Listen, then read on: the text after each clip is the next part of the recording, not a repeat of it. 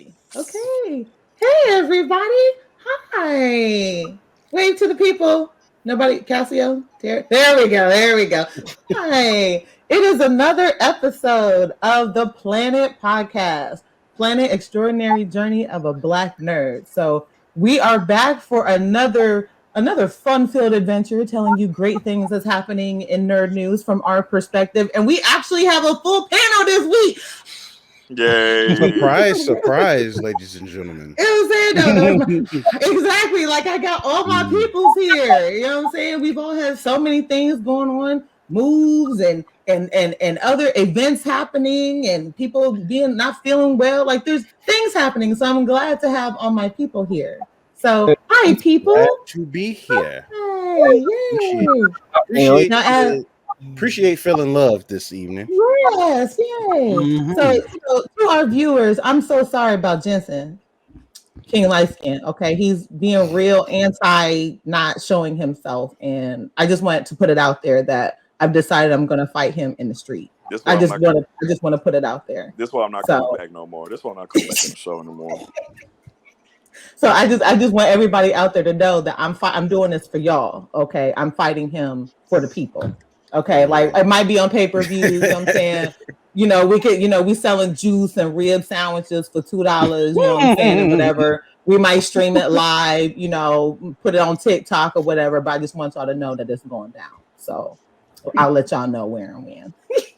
Wow. So I am Medusa Maybe. I am your host. And with that, I'll go ahead and let my peoples introduce themselves once again. So Cassio, you want to go ahead? Okay. Thank you once again, EJOBN. I'm happy to be here with you all on the panel. I'm going to give you the best I can, as long as I can, as much as I can. And I am, ready to get into it. Thanks again. All right. Jensen? Finally back. I've been real consistent the past couple weeks. I'm really proud of myself. But another fun, we got so much to talk about with entertainment news and everything. So stay tuned in through the whole show. All right. I never know if the counts. It does not count. Then I messed up. So Fallen Marvel. Oh no, we fine. Okay, we fine. Okay, good. My bad. I keep forgetting if I'm supposed to count the or not. Yeah, we don't count the. No one ever counts the. Remember that. You can't count the. No. Okay. Nope. My bad. So then Fallen Marvel should have went nuts. My bad. I remember that next time. Oh no, we good. Hello, ladies and gentlemen. It's your friendly neighborhood Blurred, the Fallen Marvel, back with the gang. I've been absent a little bit as of late, but life gets a little weird and stuff. But we are back at it. We got some stuff to talk about, and I'm excited to be back with the family to talk about this stuff. So let's get it, ladies and gents. Right. Mm-hmm. Toku. Hey, Rangers, Riders, and Magical Girls. It's everyone's favorite Toku hero, Toku Terry, once again. Here to talk with my friends about the latest nerd news for you. All right. Look at that, for you. I like that. I like that. And you changing it like it was already dope, and then you coming up with more stuff to make it more dope. So I'm still gonna have to come up with something. I haven't figured that out. I know I said that past podcast. I ain't done my homework. That's fine. Y'all be okay. Y'all be okay with my randomness. So today, we do have a lot to talk about, but we are going to focus on a couple of things and really try to keep it a little bit more open this time for y'all, because there's just so much happening out there in the nerd world, the comic world, the entertainment world, the video game world. There's just all kinds of things. So I do know that we definitely have a couple of things we wanted to make sure that we discuss today. And one of those things is something that Jensen wanted to talk about, which is the Omega level Mutants list. Now, we did talk about this a little bit before on a previous podcast, but Jensen wanted to go into a little bit more details, and apparently there's been an update. So Jensen, you want to go ahead and discuss that? Yes, ma'am. Well, as originally did, it was, let me make sure, they had at least 10, 1, 2, 3, 4, 5, 6, 7. They had at least 13 or 14 Omega level mutants that was the list that was updated in House of X, and we talked about it. Tim said some shows ago, but we never kind of really went into depth. I don't think. Now, just to get straight to it, as Tim says, an update. So, Franklin Richardson, that has been known as one of the most powerful mutants ever, is actually not a mutant. So that is what? Oh my God! Yes. I feel like the Fantastic Four, right? Yes. Okay. Well, pretty much Professor X and him had a conversation, and he was like, Cerebro has no recollection of you in his databases of mutant. And pretty much, come to find out, he just made himself a mutant. He's not a natural born mutant. And it turned out he's been a mutant all this time, saying he was a mutant, what has really been false. He's not a real Wait mutant. a minute. Please educate me. He made himself a mutant. Yeah, what happened to? I feel like I should know, but the movies were trash, so I don't really know what happened. He has pretty much. He's listed as reality manipulation. Pretty much, Frank can do whatever he wants. He can manipulate whatever he wants. And all this time, he just mentally made himself a mutant. Like had made his own X gene, but it wasn't the X gene. Is what I'm picking up. And mind you, ever since after Secret Wars 2015, when they went off into the future and Franklin was helping recreate the entire Marvel universe, he aged. He's not just a kid, he's a teenager now. And his powers have been fluctuating. And Mr. Fantastic doesn't even really kind of know what's going on. If I'm not mistaken, he still hasn't kind of figured it out. I think honestly, it's just him hitting puberty and just messing with him. Honestly, that's how I feel about it. I believe he's like 12 or 13 now. Okay. Compared to when he was like 9, 10, he was just doing all type of craziness. And he is not, as of now, he is not a mutant. Unless he gets permission, he can't even step foot on Krakoa, the island of the mutants. Because unless you're, I guess, invited and got a way in, you can't get on the island. Because if you go through the portals, you're not a mutant, it can be really bad for you. Okay. So, but just to go over it, Jamie Braddock, the actual brother of Psylocke and Captain Britain, alias Monarch, his power is reality manipulation / quantum. But he doesn't align with anybody. They have him on alliance, they have him under none. So it's kind of like, I guess, whatever mood he feels that day. Robert Drake, aka Iceman, temperature manipulation, negative, aligned with Krakoa. Joshua Foley, Elixir, biokinesis, he's aligned with Krakoa. Jean Grey, we all know who that is. Telepathy, Krakoa. And actually now she does telekinesis too. Not Omega level, but she has opened up her power range in X-Men Red. Now she's even more deadly than what she was. David Haller, Legion, that is the guy that has multiple personalities. And Terrence, ain't that Professor X's son? Yep. Yeah, Professor X's son, actually. Isn't that who that one TV show on Fox is supposed to be? Yes. Made Legion. after? I forget. Is that him? This is him. So he's crazy. He's crazy. So do the multiple personalities also have multiple powers? They can. Yeah, they can be. Yeah, actually, that's kind of how that works. His one base power is reality manipulation, but because he has DID, which is dissociative identity disorder, it manifests as each personality having one singular different power. That's how that works. That's interesting. Yeah. Okay. And he aligns with nobody. It's unknown. He has unknown. So they don't know if he's really Krakoa or not. Unlike Jamie, who they said is none. Magneto. Kyle, you're muted. I can see you're moving, but you're muted, so we didn't hear you. Oh no, that's no big deal. No big deal. Oh, okay. I ain't really contributed nothing really. Oh, okay. I didn't know if you were adding something. Okay, my fault, Jensen. I didn't know if he was wanted to add something. Okay, go ahead. Sorry. Magneto magnetism, Krakoa, Kevin McTaggart, Proteus. Now, some of these might be more familiar than others. He is a reality manipulation too, like what Terrence was talking about with Legion. He aligns with Krakoa. Now here's one that you have to like really be kind of reading to know him, Mr. M, Epsilon, Mercator. He is matter manipulation, and they don't even know who he aligns with. He's unknown. They don't even know. Like, yeah, he just like if he shows up, we'll figure it out. Oru Monroe, Storm, weather manipulation. She's aligned with Krakoa. Finally, Storm is on the list.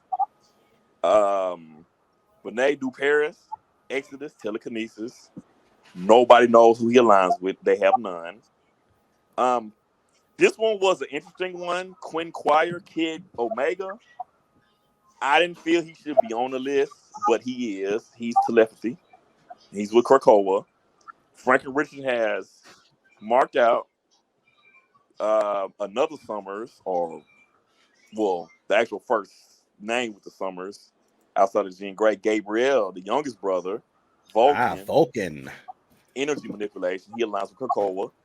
And then another Summers, Hope Summers. She has power manipulation, and she aligns with Krakoa. So because the Summers Gray bloodline is still a headache. yeah, they're just Now they that's a didn't whole do nothing podcast crazy. in its own. Like they didn't do nothing crazy where like they made like Hope actually related to them by blood, did they? Unless it's an alternate universe, not that I know of. Okay. Because I know what you're getting at. Because it's some bloodlines that are tied into them, but it's like way on down the line. I heard like Dr. Doom was even related to the Summers or some shit like that. As we know it right now, she's not blood related to the Summers Gray bloodline. Mm-hmm. She's adopted by Cable. But remember, this is the Summers Gray bloodline where apparently everyone's related to Jean or Scott. Yeah. So don't be surprised if that pops up later. Exactly. Like their bloodline is so powerful that's why Mr. Sinister is obsessed with them. Yeah. That's why they busted. So their whole bloodline is busted. the family tree is just ridiculous. Like Marvel re-released a family tree of them, and they didn't include everybody. It's not even a tree at this point. It's more like a family gnarled, twisting vine. It's a rainforest. It's a rainforest. It's a rainforest. That's all we could say for now. But like I said, that's a whole different podcast right there in its own. We could just talk about it. But and if anybody remembers, Scarlet Witch is not a mutant. She's considered a pretender. She is labeled as a pretender. They have nothing. Well, for one thing, you know the whole M Day where she damn near wiped out all the mutants, and later on it was retconned. Yeah, thank you. Retcon to where her and Quicksilver are not mutants actually. Yeah. That was the high. What was it? Okay. High evolutionary. The High Evolutionary messed with their bloodline to give them superpowers, which was their original origin, and then it got retconned into them being Magneto's kids. And then once Marvel Studios lost the rights, they retconned them in the comics to them not being Magneto's kids, and back to the High Evolutionary thing, which I'm still waiting because now that Marvel Studios has the rights to the X-Men again, it's literally just a ticking time bomb until they're mutants again. We're just waiting.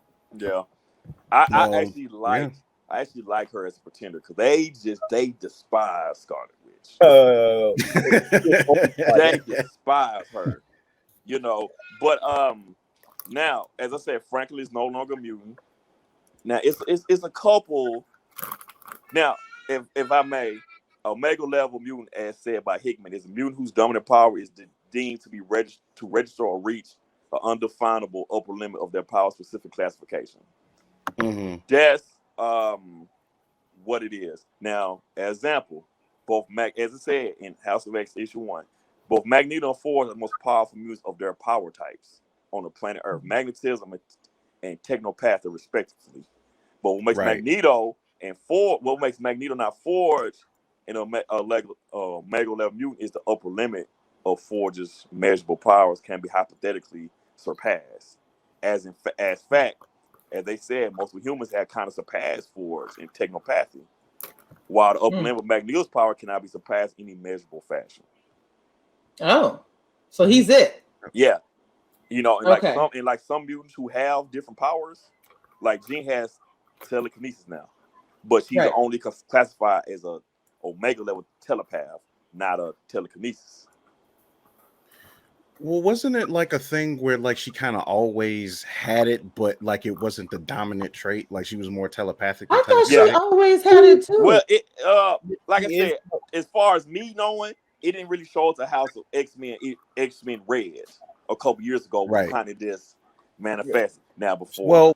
Well, that was pretty much like in the event of her like coming back to life, and she was kind of busted when she came back. Yeah. So it was basically how it worked is because I went back and read the Lee Kirby stuff.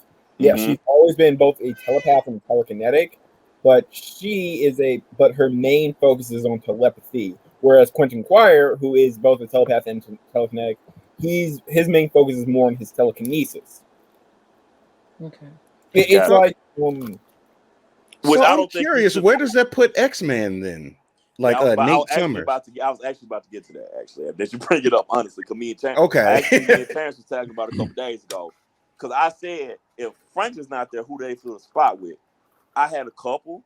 I had Magic, who's actually a Hell Lord, you know, Colossus' sister, and she's probably the most powerful, if I'm not mistaken, the most powerful mutant with magic on the planet.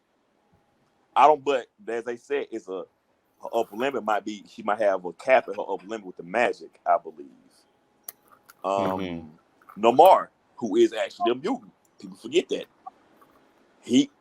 And then, you know, he had the Hydro Man amp a couple Terrence, what was that? When he get the Hydro Man amp, you remember?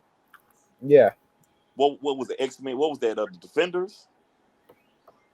Man, it's been a while. Give me a second. Okay. Well, he had an amp because I think something had messed up with his powers. He controls the water, as we all know. In the Aquaman. Oh, what are you talking about? Which mutant are we talking about, real quick? Namor. Oh yeah. What happened was when Namor started controlling water, is because he had a machine that was channeling Hydro Man's powers into him. So is that a perma amp now? I think the machine's broken, I haven't seen him use water ever since Hydro Man got released from it. So I think he lost it, but I can't say for sure. Okay. Well, somebody controls. There's too much happening going on here. I can't keep. I didn't even know about that myself. I can't keep up. It's a lot. It's a lot happening. Hydro Man. I mean, not Hydro Man. I'm sorry. Namor. Is it Namor or Namor? Am I saying it right? Everybody pronounce it Namor. So it's Namor. Namor. Okay. Yeah. Well, I'm saying Namor, somebody that controls 70% of the water on the planet and possibly in people, which he has, I think, done before. I mean, I feel like he should take that spot.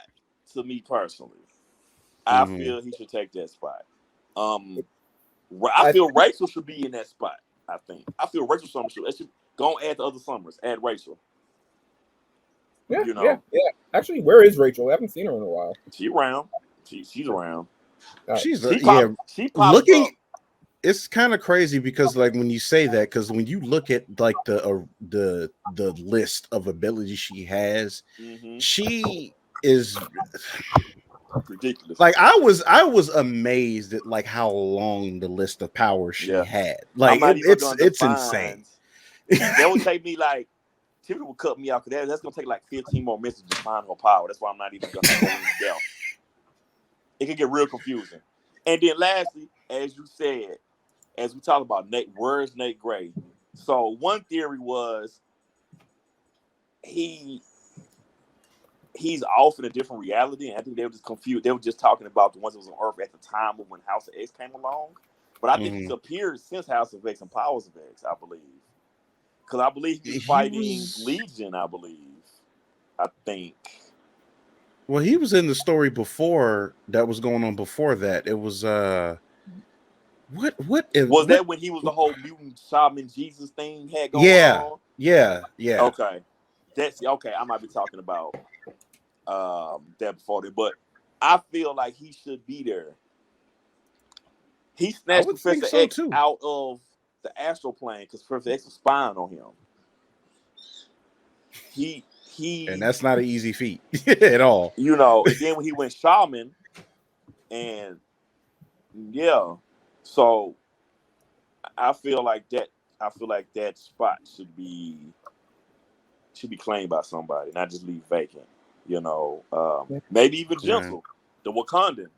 That's a mutant. I'm throwing that maybe he could get that spot. I don't know. You know, Wakanda has that whole thing with the mutants. You know, they don't fool with them too much, type thing. You know, that's why he was sent to be with Storm. Mm-hmm.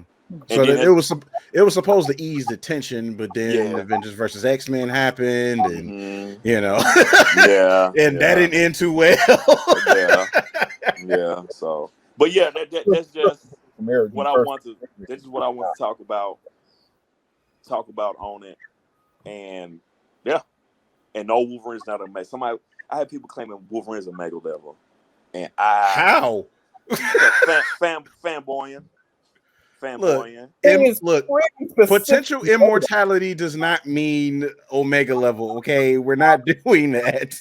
Right, and we already see him age in one storyline. Old man Logan, he was aging. So what are the criteria for one to be on this list besides you being like the top tier of your power bracket? I guess if you will. It's pretty much they can't put a cap on your power level. Yeah, that's it. So it doesn't matter if you age or not. It doesn't matter. No, because Magneto's the oldest one on the list. I want to say. Oh yeah, that's right. I keep forgetting he's old. Or maybe Mr. M. I'm not really sure. But and it was one interesting thing that you did say that stuck out to me was like how you said how Magneto, even though they don't classify him as Omega level, like he's like the most powerful in his power type. So no, that was Forge. Oh, was it Forge? Yeah. He's the most powerful mutant with that technopathy, but it's others on the planet that have past them upper limits. Yeah, right. That's what they say, which kind of doesn't make sense to me because there's other people that are stronger than. No, not really. Yeah, most of these people are probably the strongest. Yeah, never mind. Well, because I always think about that because like the reason why it made me think about that was as far as like Magneto with his power of magnetism, it's like, and I don't know if it's because of the writers and they don't really capitalize on it much, but like they always hint that Polaris will eventually surpass him in magnetic abilities. Yeah, and they've shown examples of her surpassing him. So it's just like I just wondered, like, if that's the case, I mean, would she like be considered like an Omega level at some point? Like the way I figure it is, is I think she's an Omega, like much how Storm was Omega potential until recently. I figure that's the same way they're doing with Polaris. She's Omega potential, but she's not confirmed Omega yet. Like, remember, for years, Magneto and Storm were alpha mutants with Omega potential. They only became Omega level in the past year or so. Which I still found weird with Storm because it's like, okay, for me, as far as knowing when she had Omega level potential to me, and granted, this is not comic lore, but it's just like they still hinted at the fact that if she really willed it, she could literally drown the entire world. So, like, to me, that's an Omega level feat to me. I agree. Yeah, but interesting enough, I think Hickman's time with writing music is going to be done. So other people will be taking it over, and who knows what's going to happen as far as the list goes. Oh yeah. Because you already know. If you remember in the Sword tournament, it was a whole dimension of mutants that they didn't know existed. Yeah, that's true. Because Apocalypse, he had kids that are the Four Horsemen. They look literally like Egyptian gods.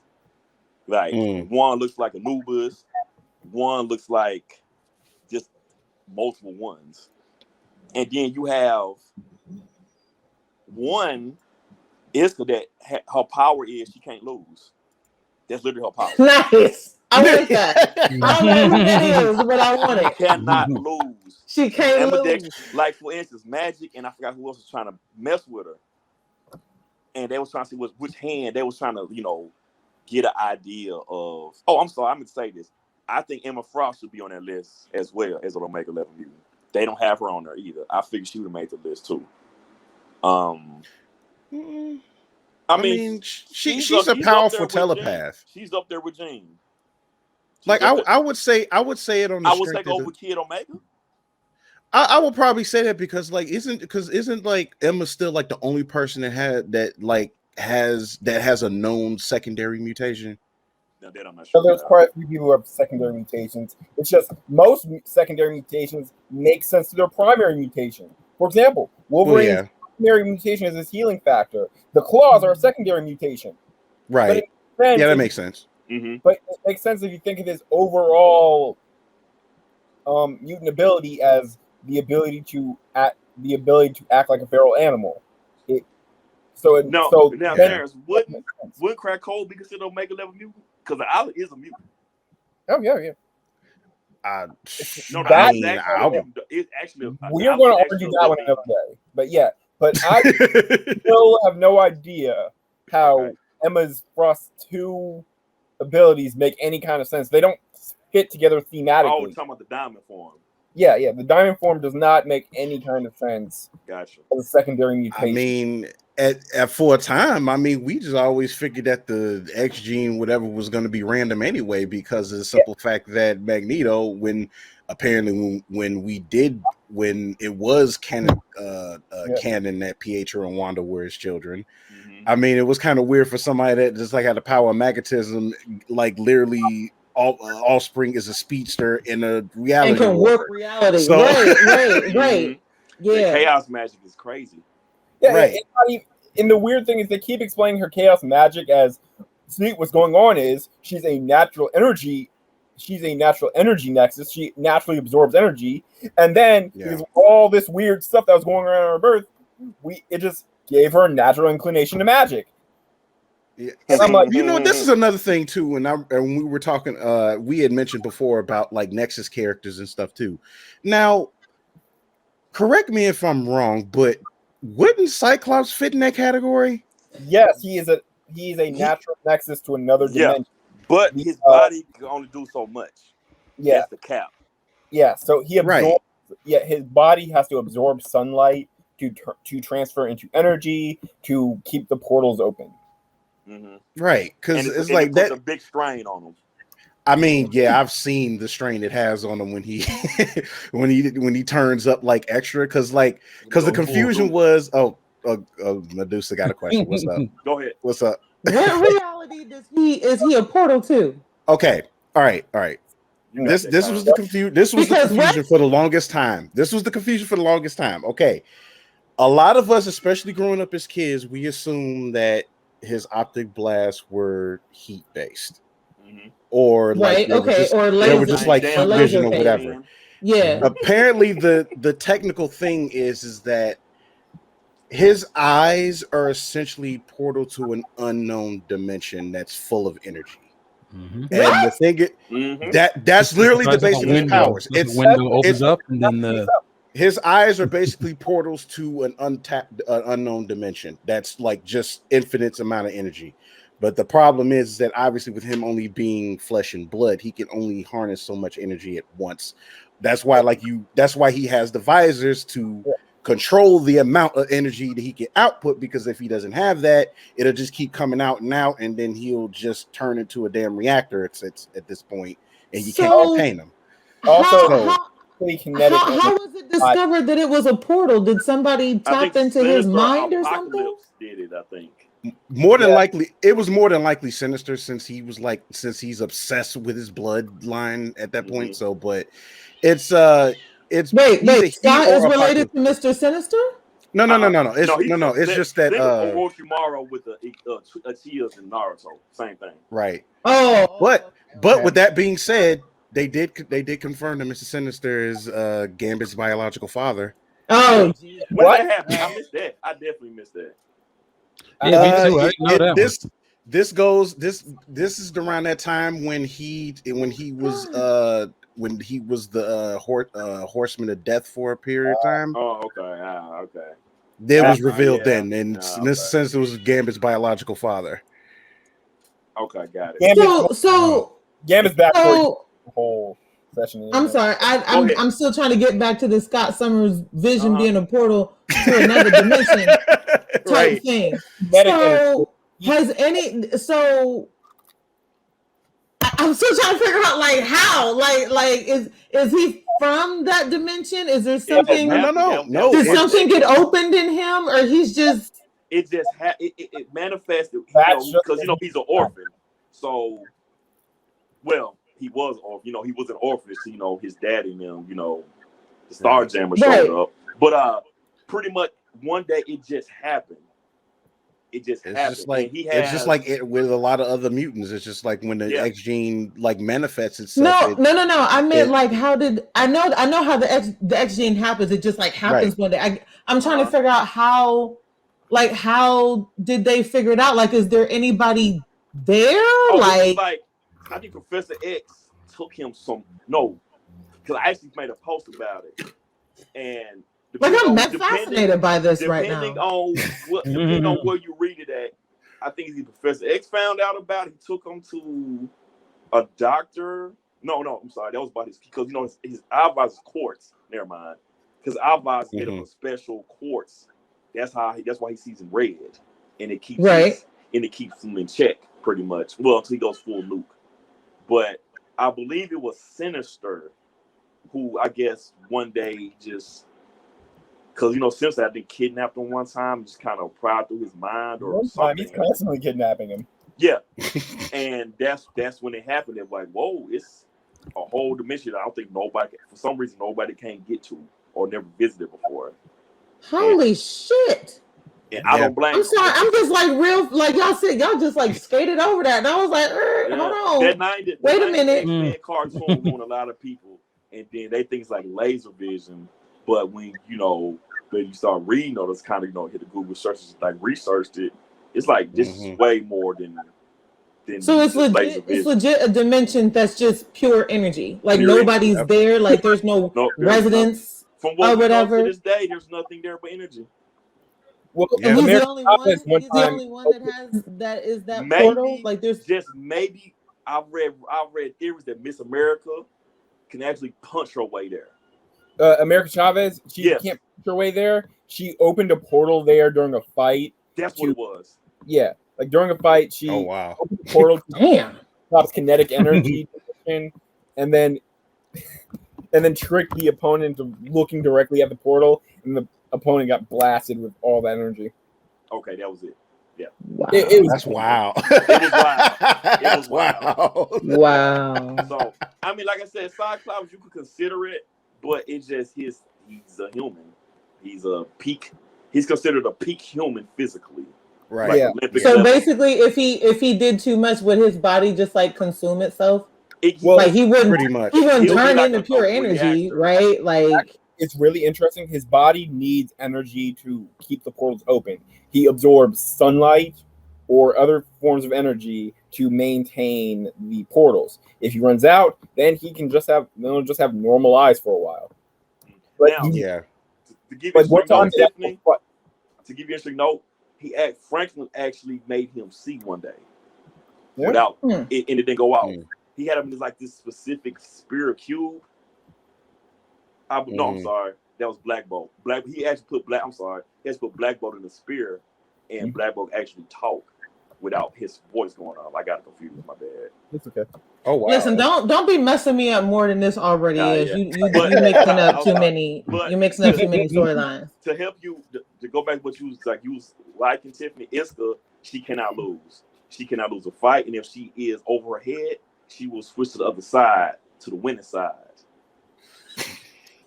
That's probably the pettiest power ever. That is probably the pettiest power ever. Like, wait a minute, weren't you just over? Yeah, and so the X, when I forgot who she's fighting, and she saw they was losing the dimension where the other mutants been hiding it or been trapped in, she switched to Krakoa. That's her power. trash. She cannot That's lose. trash. Wow. I like that power, but that power is trash at the same time. But I like that power. That's why Magic said I would love to see against Domino, because Domino has manipulation, geometric manipulation, whatever. She can make things happen that aren't supposed to happen.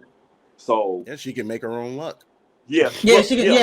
Now that I knew she can make her own luck. So if they was ever meet, who knows what could happen, because her luck might interfere with his power.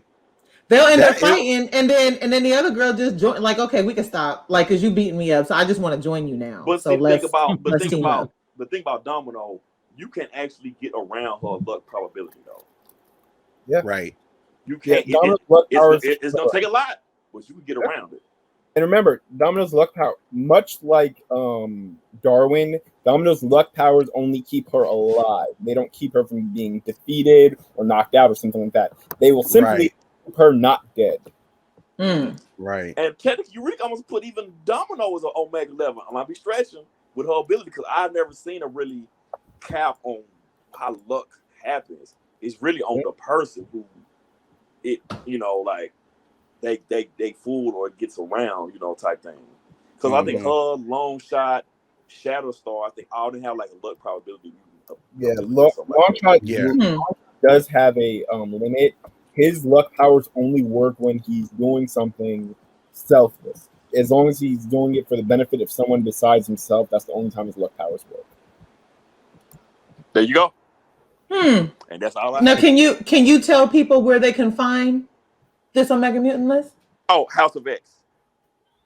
The comic? Our website? House of X. Okay. It's like issue 1. They break it down in the first issue? It's either issue 1, 2, or 3.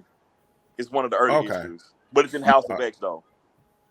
Oh, that's what's up. I do kind of find it funny. Educational for me. I do kind of find it funny, like with Franklin, because it's like I kind of always thought it was weird that he would be a mutant, but like, is it just more so that did he do it like subconsciously without knowing, or did he do it on purpose? When it comes to reality warpers, because I know with Franklin, like a lot of what he does is subconscious. So it's like.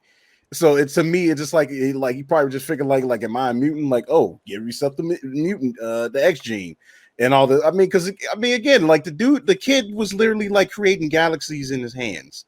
So it's just like So would that be the equivalent of like if it doesn't count because he technically made himself a mutant or whatever, and they really kind of only count if you're born that way, I guess. So. He's not necessarily mutant, but I'm gonna ask this question. It's totally, I guess, different universe or whatever. So would that mean like Dr. Banner wouldn't be a mutant? He's a mutant. Yeah. Okay.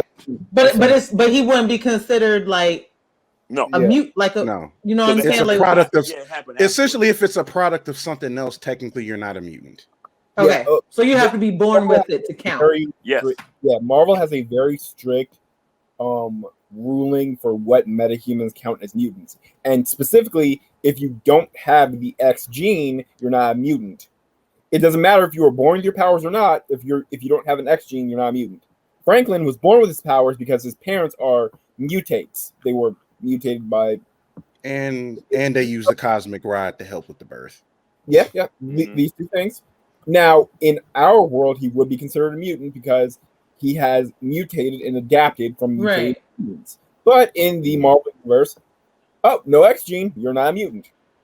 Right. So you can have powers, but if you don't have the X gene, then you're not a mutant. Yeah. And according to Marvel. Correct. Yes. Absolutely. But like regular people don't know that, right? So like regular people in these comics, like if you have powers, you're a mutant, right? Like they don't know. Me and Terrence been in this. Actually, Tiffany, you keep bringing up interesting point. Me and Terrence actually been in conversations where people's like, "Oh, well, Deadpool's a mutant. He's a mutate." But for some odd reason, the X-Men, like once you join the X-Men, or Deadpool, just kind of just like kept asking until they finally said yes. That was pretty much. He pestered them to join. Yeah. So and you have an interesting case with Phantom X, who was on the X-Force. There was like the Black Ops version of the X-Men who like I think I've heard of them before. Yeah, he got when he gets to the like they got to the nitty gritty, like yeah, y'all get y'all hands dirty, but y'all can't know y'all associated with this type thing. Which Scott Summers actually approved of actually too as well. Yeah. And his powers are like born. No, he wasn't born with it, but they was giving. I think he was considered, I guess, a mutate, but not a mutant. But then he was actually allowed to join this X-Force team. So him and Deadpool, he's a are kind of.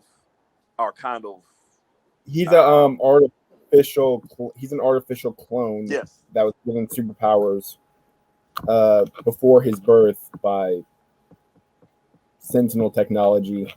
Mm-hmm. I have no idea why he's allowed in the X-Men either. Yeah, So I don't remember clone either. with powers. He's a clone that they gave powers to. Yeah, I don't remember so much specifically happening. either. But yeah, I don't see how y'all can keep it all straight. That's a lot. That's a lot. The thing is, is, when it comes to X-Men, and like in Marvel specifically, when it comes to X-Men, there's like tons of stuff just with X-Men lore alone that will confuse the hell out of you. So it's and obviously how they define the difference between, you know, a powered person versus what they consider a mutant. Like we just said, you have to be born with an active, at least with the X gene, but an active one. Like technically the majority of the human population carries the X gene, but a lot of them are dormant. Exactly. So obviously it's the ones that awaken versus the ones that still are dormant. So, but a lot of cases when people get their powers or whatever, like it has nothing to do with the X gene. It's always like another reason why, like Peter Parker, radioactive spider bite, right? Bruce Banner, you know, the accident, right? It was a gamma radiation, but it's another factor along with the gamma radiation. Obviously, if it was just gamma radiation, it would have killed him. But that. And then interesting note for people that's reading, because I mean, listeners to read. I believe, Terrence, back me up. Isn't Spider-Man a product of the super soldier serum? Because that bit Spider-Man? Yes, he is. Well, he is, according to the latest retcons. And yes, in the latest retcons, he is for the mainstream Marvel universe. And in the Ultimate Universe, he is, because in the Ultimate Universe, everyone's a result of people trying to recreate the super soldier serum. Seriously, everybody trying to be Captain America. Yeah, like it was like pretty much. It was like unintentionally, but the spider had, I forgot what was the backstory. So if you just like really like made a branch off, Spider-Man would be in that. Luke Cage would be in that because they was trying to recreate the serum. They tested on him when he was in prison. Yes. And he's also It kind of gave him the super durability. Man-Thing was a product of the super soldier serum. Really? So yeah, he's a product of the super soldier serum as well. It's like a whole Man-Thing. I believe even one of the goblins is product of the super soldier serum as well. It's a lot simpler in DC, where if you have powers, you're a metahuman. We don't care how you got powers, you're a metahuman. You were metahuman. You gain some powers through an accident, metahuman. That's a blanket statement. Right.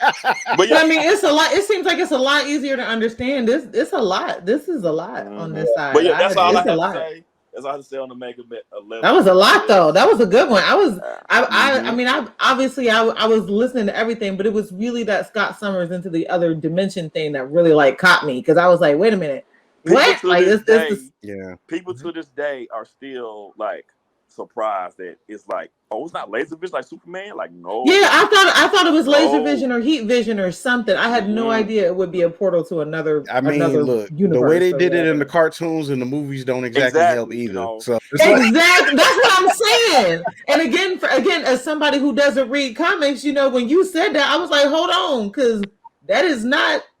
Professor X ain't dropped that little nugget in all the movies that I saw, or whatever. Instead of focusing on Logan and his past, I'm gonna need somebody to get into Scott and like his past. Like that's important. That seems interesting. Dedicated a movie to the confusing backstory of Scott Summers. It would be 2 hours, and half of it would just be backstory. So okay, wait a minute. I do have a quick question though, and like I don't know if this is something that like he's ever done in the comics though. Now, the whole thing with Professor X in the movies, how he just stopped people in place, like it's almost like a time thing. Mm-hmm. Exactly what is he doing in that? Because like that was always confusing to me. It's both simple and complicated at the same time. He's not stopping time. He's shutting down their brain patterns so that they're frozen on their last thought. That's why they stop in place like that. Like if you look So at he like turned your brain. He turned your brain off. Yeah, that's basically what he did. Yeah, I get the turning the brain off. It's just that like everybody being like in stasis, like it's a time stop situation is what confuses me. If you look at the environment and stuff, you'll notice that things that aren't human are still moving around and stuff. It's only the humans that are stopped. It's a really cool but really weird effect. It's very weird because it would make more sense to me. He just like look, if you just put everybody to sleep, just everybody just that would have made more sense, I think, but I think they were trying to like show more of his powers to like making people stop in motion. I think they thought was a better effect in the movies. I think they just thought it was more cinematic. Okay, that's why I was always thinking, because it's just like, wait a minute, it's like because it was always confusing whether him just turning people's brains off or him stopping time in that area. But it's like, wait a minute, he doesn't have time manipulation powers. It doesn't make any sense. So so that was one thing that used to always throw me with those damn movies. But granted, they got a lot of people's powers wrong in that movies anyway. So we don't have time for the X-Men movie analysis. But I'm not okay. Really, see, now you talk about X-Men, so I got to make this statement. I liked X2. That is fine. United. That's arguably the best one out of all of them, to be honest. That's the one that opened up with Nightcrawler. Yeah. Yes. Yeah. Like, okay. Yeah. I mean, like, it's some things. It's a few things you could go back and pick apart, but like as far as like the film goes, I think that's still arguably like the best one that they've made in the entire series. I think we all agree that when it comes to the X-Men, Nightcrawler is best boy, because unlike all the other X-Men, he almost never does anything shady. He's like literally like the only one that like just is like, dude, like that's why I rock with Nightcrawler, man. Like he's still my favorite X-Men to this day. So like Nightcrawler's that dude. Yeah, Nightcrawler is such a good person. Like, not only is he the heart of the X-Men, he literally spends his time not being an X-Men, being the priest, and he just keeps coming back to the X-Men to just be like, y'all tripping. Y'all know y'all tripping, right? I just need y'all to know that. It's like it's just like he's literally like the embodiment of altruism, but he still throw hands when he needs to. No. He'll still cut you. He will cut you in a sword fight. Oh, for sure. But like, it's like I've always dug him as a character, whatever. But I mean, it's just like that's why I guess like it was kind of disappointing. Like, obviously, like for those that have familiar with the Ultimate X-Men, but that's another discussion. But yeah, it's just like they just. We've said this briefly before, like the Ultimate Comics really just was literally just the version of everything where it just highlighted the worst in everybody. The 1610 universe is, what if every single person in the Marvel universe was an asshole? I think Spider-Man was probably like the only exception. He might have been the only exception. Yeah. Peter Parker and Miles Morales are the only two exceptions. Yeah. Everybody else was just terrible human beings. All right.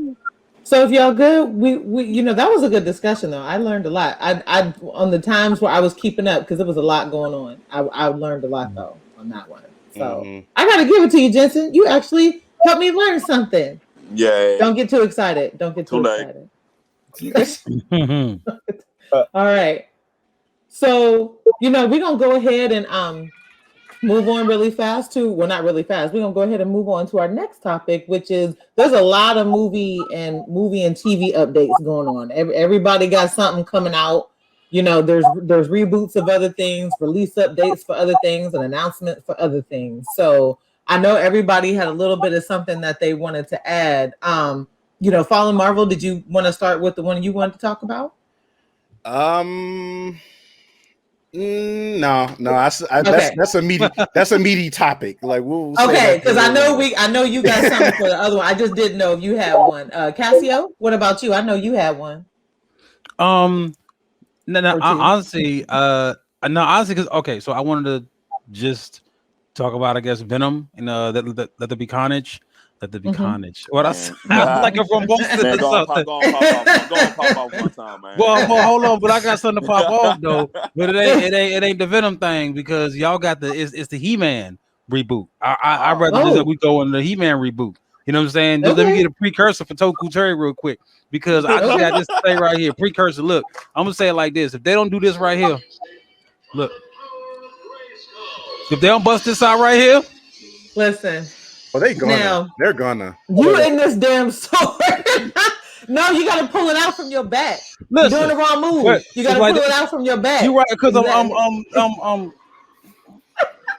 Now I got one thing to say about that. Okay, I got one thing to say about it. Because we was all a little disappointed with the Mortal Kombat, when we wanted them to do something. So you keep making these once, and it may not work out. Cause look, all I'm saying is that if they don't do it like that, then it ain't even the real He-Man. It ain't even the real one, right there. I can't. You know what I'm saying? I can't support if it ain't got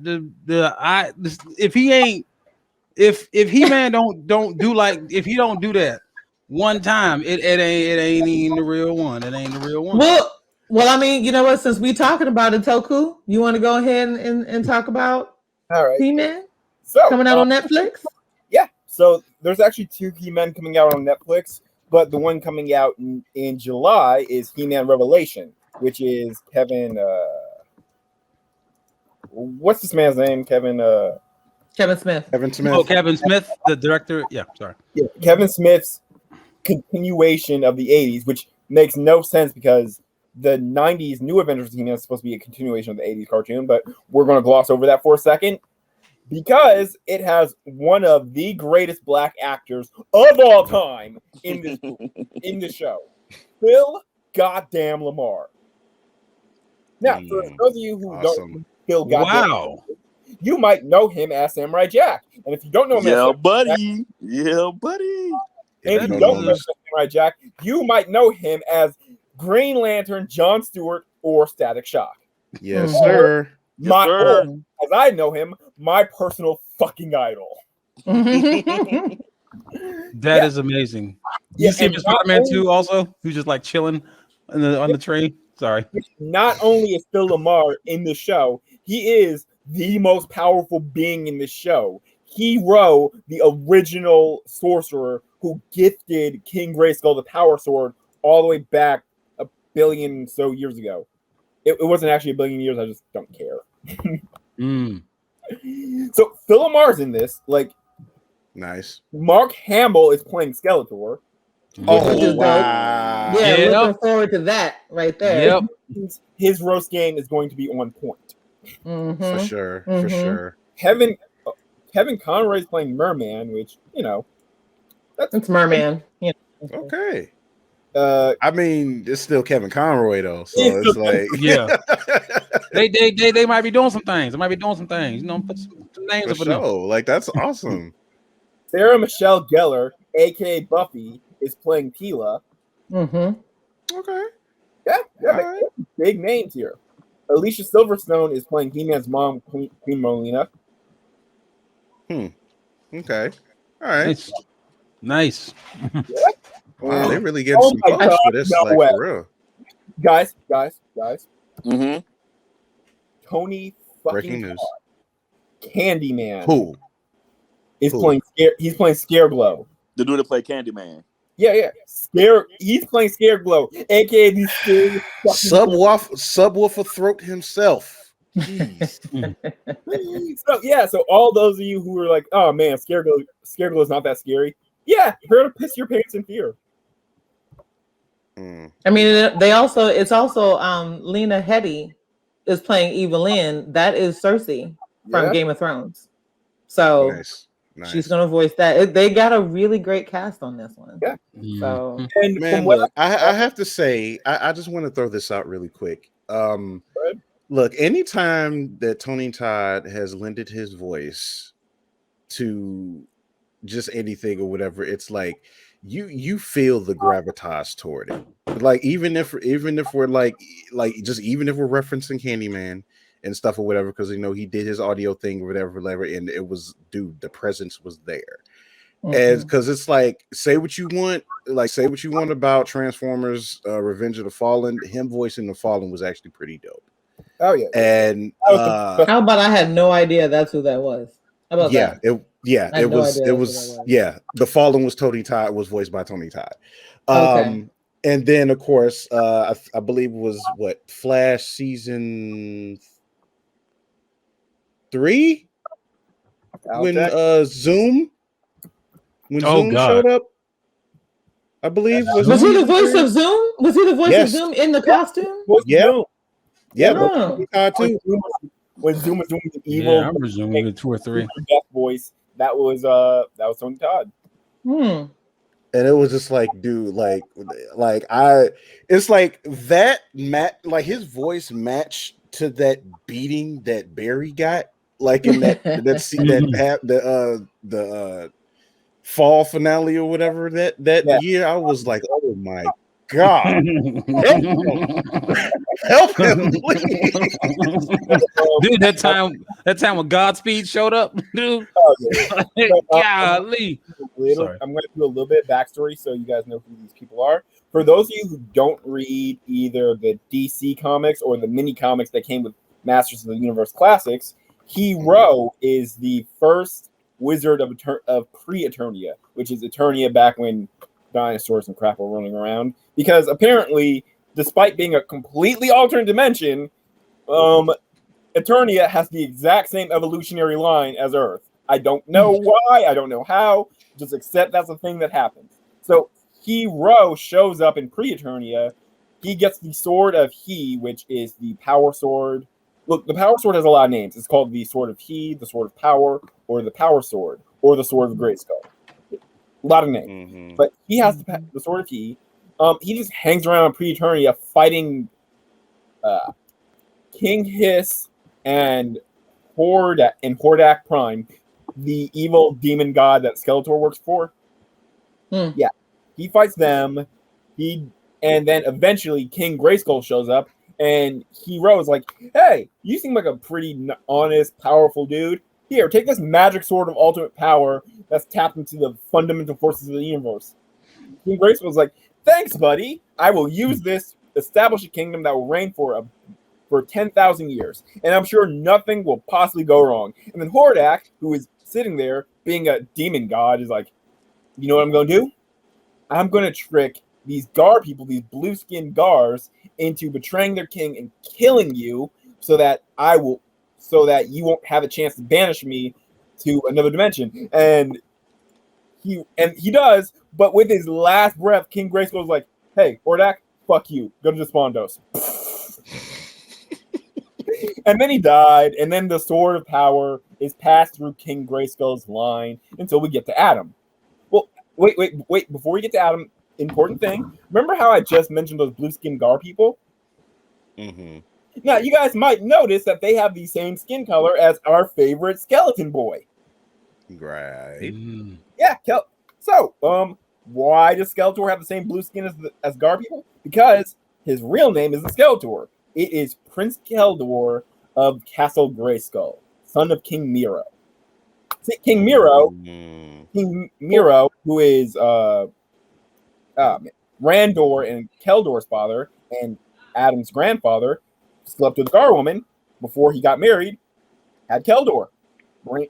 King Miro is a racist piece of shit. This is just facts. He spent Keldor's entire childhood saying, "Hey, you're half Gar, you're never going to get the crown. Fuck you. I don't care if you're oldest. Kick rocks. Hey, Randor, good job doing that." And Randor, I'm not excusing Randor, but he tried his best. He was like, "No, Dad, I wasn't the only one who was there. It was Keldor who saved my life. Good job, Randor." You're not even listening to me right now, are you? Look, Randor, I'm very proud of you. Look, Keldor, apparently I can't change our... So eventually King Miro died because fuck King Miro. And I'm sorry, I'm cussing a lot, but let me dial that back some. I apologize. So hey, you're getting worked up. Ain't nothing to apologize for. So eventually King Nero dies, and and as per his will, Randor becomes king despite Keldor being next in line for the throne, being the oldest. And Randor's like, "Hey, Keldor, you're my brother. I love you. Look, even if I am king, I don't want to rule without you. You're my brother. I love you. I want you to stand at my side as my advisor. You'll have as much power as me." And Keldor's like, I hear you, but have you ever considered this? Fuck you. I'm the oldest. Why ain't I king? What do you want from me? It was our father's last wish. The people hate the guard. They still blame them 10,000 years later for betraying King Grayskull, which 10,000 years is a long time to hold a grudge. I can't, even if I'm the king, there's not much I can do about this.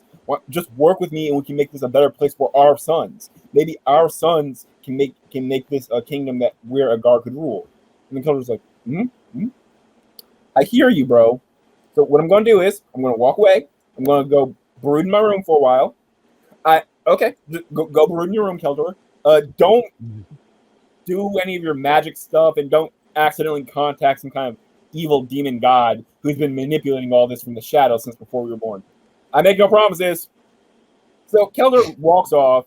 He gets in contact with Hordak, the previously mentioned demon god, and Hordak's like, "Hey, you know what?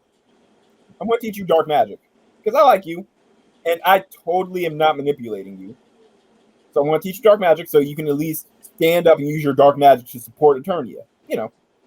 So he teaches them dark magic, and then while on the actual day of Randor's coronation, Hordak's like, "Okay, he's learned enough dark magic. He's all full of hate and bitterness.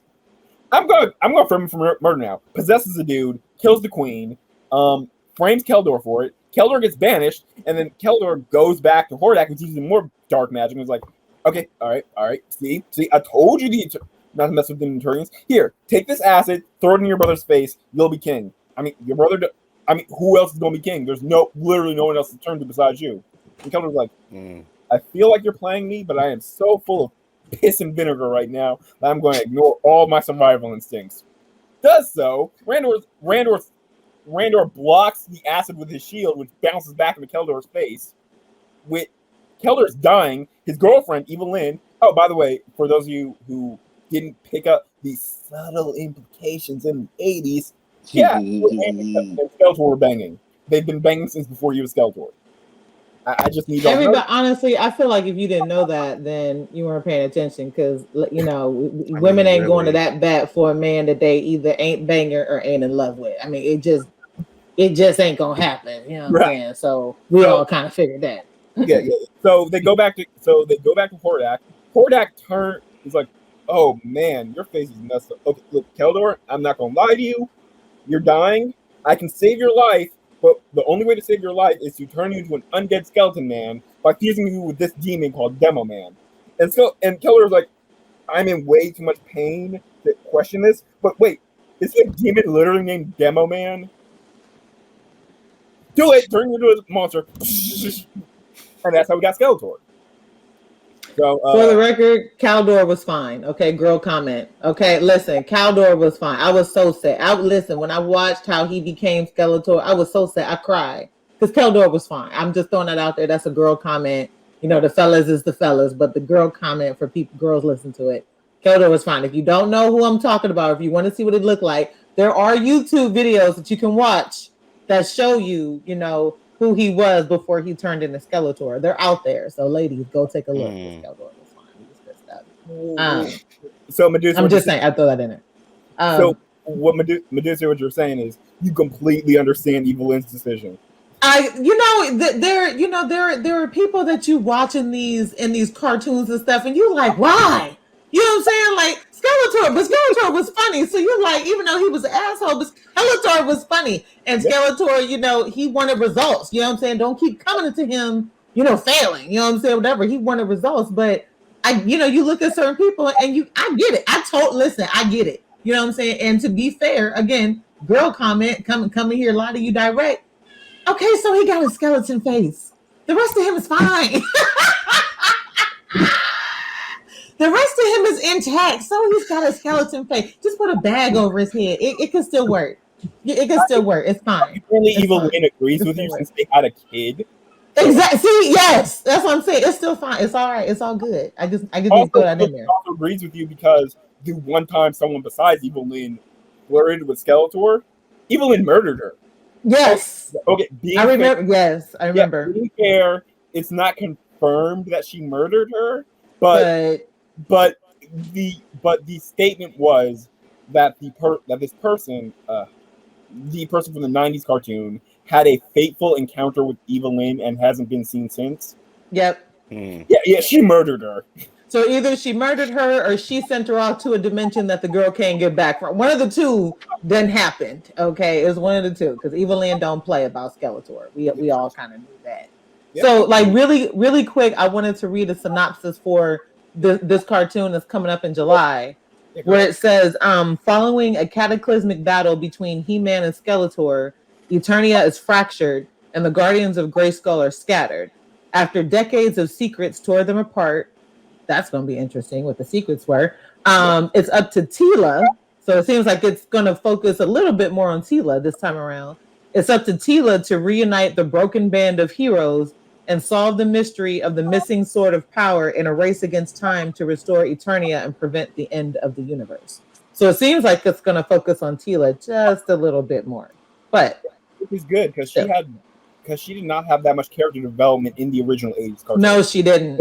In comics and stuff, she has a lot more character development to the point where she replaces her mother as the new sorceress.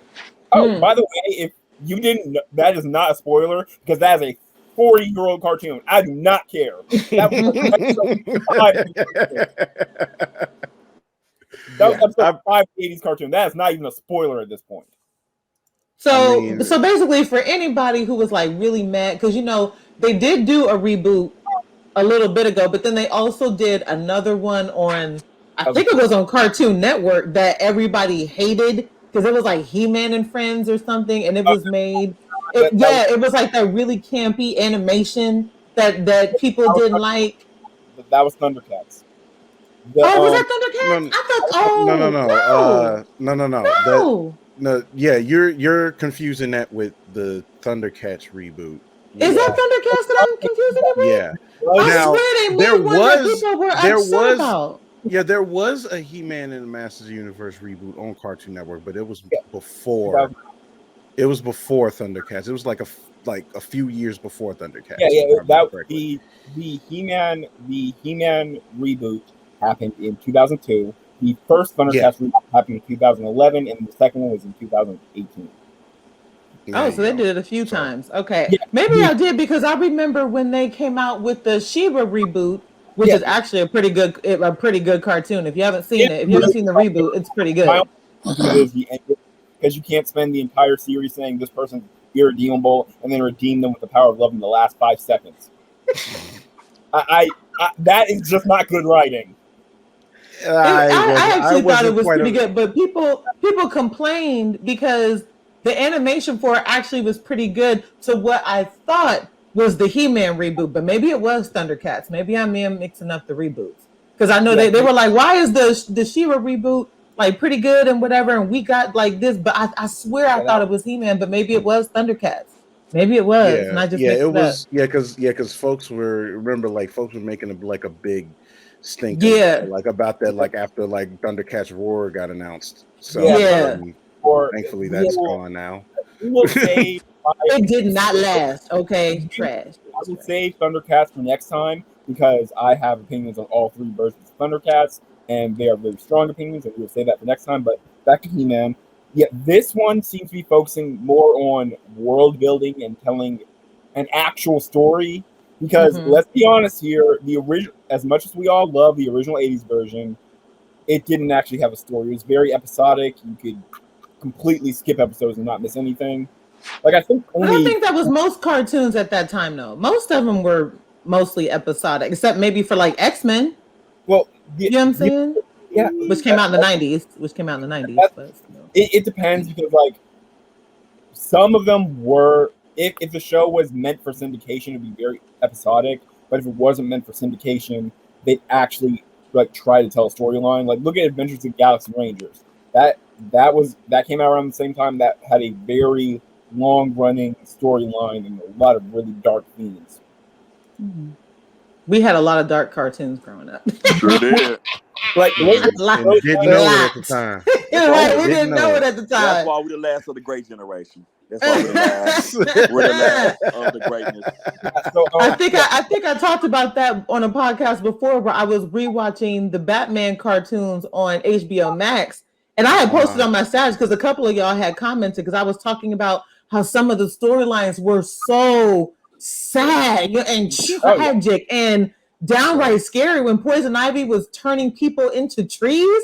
It was like, what? You know what I'm saying? Like, oh my God. It was crazy talk. So a lot of crazy stuff.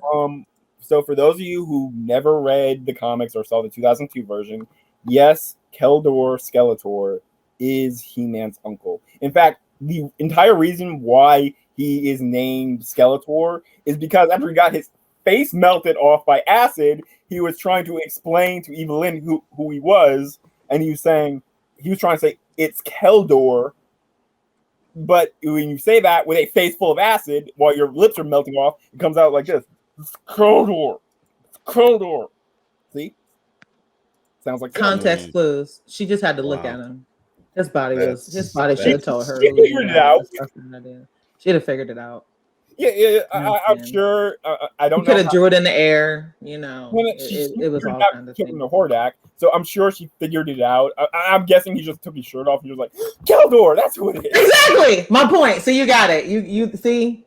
That's what I'm talking about. That's all you needed. I would have recognized him. Like, oh shit! Somebody give me a doctor. That's all that is. But yeah. So and an interesting thing that has been going around in He-Man. This is a plot point in both the mini comics. It's why Adam is worthy of the power of Grayskull. It's why his son Dare. Oh, by the way, in a possible future, Adam and Teela get married and they have a son named Dare, who becomes the second hero, son of He-Man. I didn't name him. Stop glaring at me. But anyway, so it's why Adam is. Oh my God, Teela really sat there and named her son Dare. Mm-hmm. I'm sorry, that one just hit me. Like we were all laughing how goofy the name Hero is. I just realized his name is Dare. I mean, Nick Cannon named his most recent daughter Power. Yeah. Powerful. So powerful something. So her name is like Powerful Cannon. Yeah. Some people just like that. I didn't know that. Some people just like their kids' names to be just really on the nose. I mean, because I forget the middle name. It was Powerful something, Powerful Queen something. But if you take the middle name out, I don't even think I want to know. If you take the middle name out, her name is Powerful Cannon. Like she got to go through life being called Powerful Cannon. Like I don't know if they thought that. She gonna be rich, so it don't matter. Yeah, you might be. You're right. You're right about that. I forgot what I was going to say. Right. So, good news for all you Keldor fans. There is a version of Keldor in the multiverse who didn't have his face burned off. He's man. It just ain't the same. I gotta go find it. Nah, I gotta go find it now because Keldor was fine. I'm sorry. I gotta go find it. So thank you. I gotta go find it. Okay, that's just what it is. So he is a fragment of the multiverse. It's imbued with the power of the Starseed, the source of creation energy in the universe or the multiverse or whatever. But only certain people can wield it. And the interesting thing is, the source of power isn't in the sword. The sword is simply a focus. Adam has said this repeatedly. Skeletor has said this repeatedly. Hordak has said it repeatedly.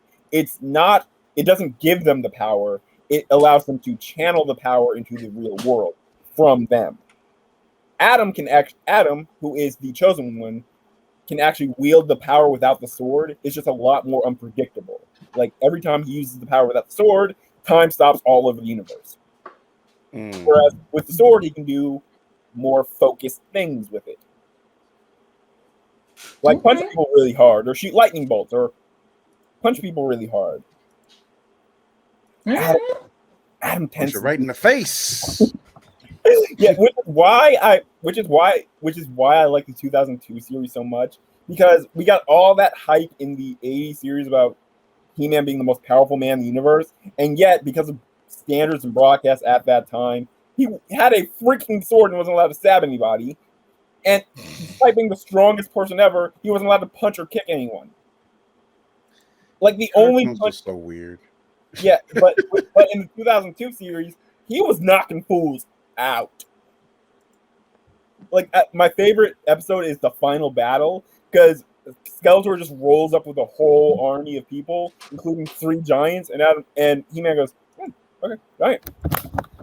Punches the giant in the face, knocks the giant clear out. Which I'm actually impressed with the rest of the evil masters, because when a dude knocks your giant out, I would just quit right there. But apparently they're just like, yeah, we're gonna just keep attacking now. I'm just saying, if I was one of the masters of evil, I'd see, and I saw He-Man knock out a 50-foot tall giant. Like, nope, Skeletor, you do not pay me enough for this. I'm gone. Let me know how this ends. I mean, that's pretty much like the mindset of a lot of henchmen nowadays. Basically, it's like, dude, like y'all don't pay me enough for this. I'm out. Like, there really does need to be like a henchman union, because henchmen don't get enough.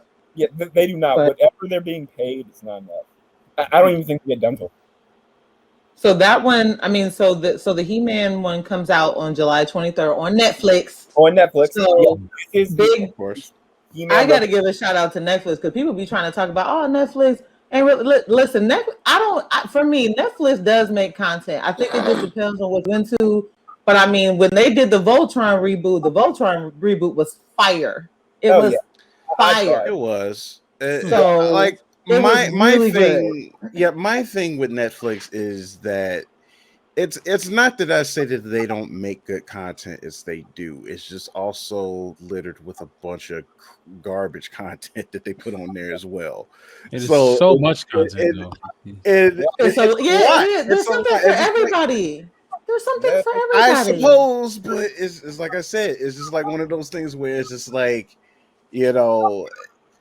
okay, it's just like I finished watching Jupiter's Legacy, which was just an okay. I have to watch this, so don't ruin it. No, I'm not. Okay. No, I'm not gonna spoil nothing. I'm not gonna spoil nothing. It's just that from what I don't know if it's just because it was just and this is like the more positive things that they put out, and I just think that it's just ill-timed. I think because I don't know, like to me, it I don't think it necessarily was needed, because like as far as like superhero genre stuff that they got going for them, they already have Umbrella Academy, which I thoroughly enjoyed. So it's just like no, not Netflix. That's Amazon. No, Umbrella Academy is Netflix. Oh, Umbrella Academy. I'm sorry. I thought you said Invincible. Jesus Christ. No. I'm hearing things. You get Invincible. I'm sorry. Umbrella Academy. Listen. I haven't eaten yet. I'm hungry. Just getting like misfire. I'm still stuck on Scott Summers like having a portal in his eyes. Like it's a whole thing. I'm sorry. My bad. You right. Umbrella Academy. I'm sorry. You right. So yes. You right. That was strictly Netflix. My bad. Strictly Netflix. But it's like I said, it's like they do make good content. It's just that they also make really crappy content too. But it's like you said, there's something on there for everyone, and I guess like the garbage heap has to go to somewhere too. So and just really quick, Castlevania the last season, season 4, just dropped on Netflix too. So if you're a fan of that, I did watch that. I definitely think it was better than last season. Definitely, because last season was trash. I don't want to ruin it, but I didn't really care for the last season, except for Isaac's story. Other than that, dude, I didn't care for anything. I will go out on a limb and say that I am surprised that Isaac One is like, to me, like the best written character in the show. like in this series, and I didn't expect that because again, it like okay, of how he was like introduced, as someone right, as someone that's coming from the video games into this with these characters. Like if you look at the video game version, like version Isaac, it's completely different. It is different. Absolutely different. Same thing with Hector. Like again, when they introduced them, it was like, okay, I'm expecting to like Hector and not really like Isaac, but it wound up being the complete opposite. It is like, dude, why do I like Isaac so much in the show right now? And it's like he has like some of the best written dialogue and just like the best like he just has like the best art like just overall to me. And it's just like meanwhile we just waiting for somebody to put Hector out of his misery.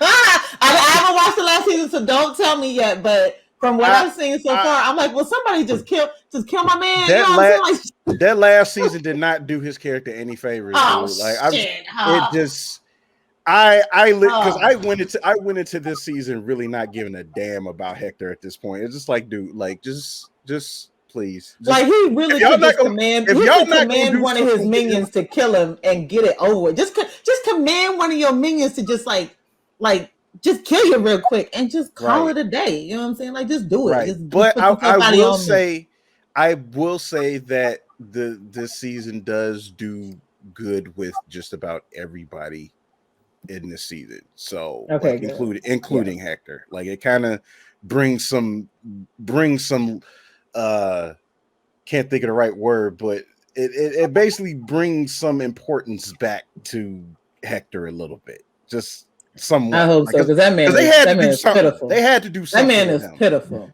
That man is pitiful. Okay, good grief. But really fast. So so obviously He-Man's coming out July 23rd.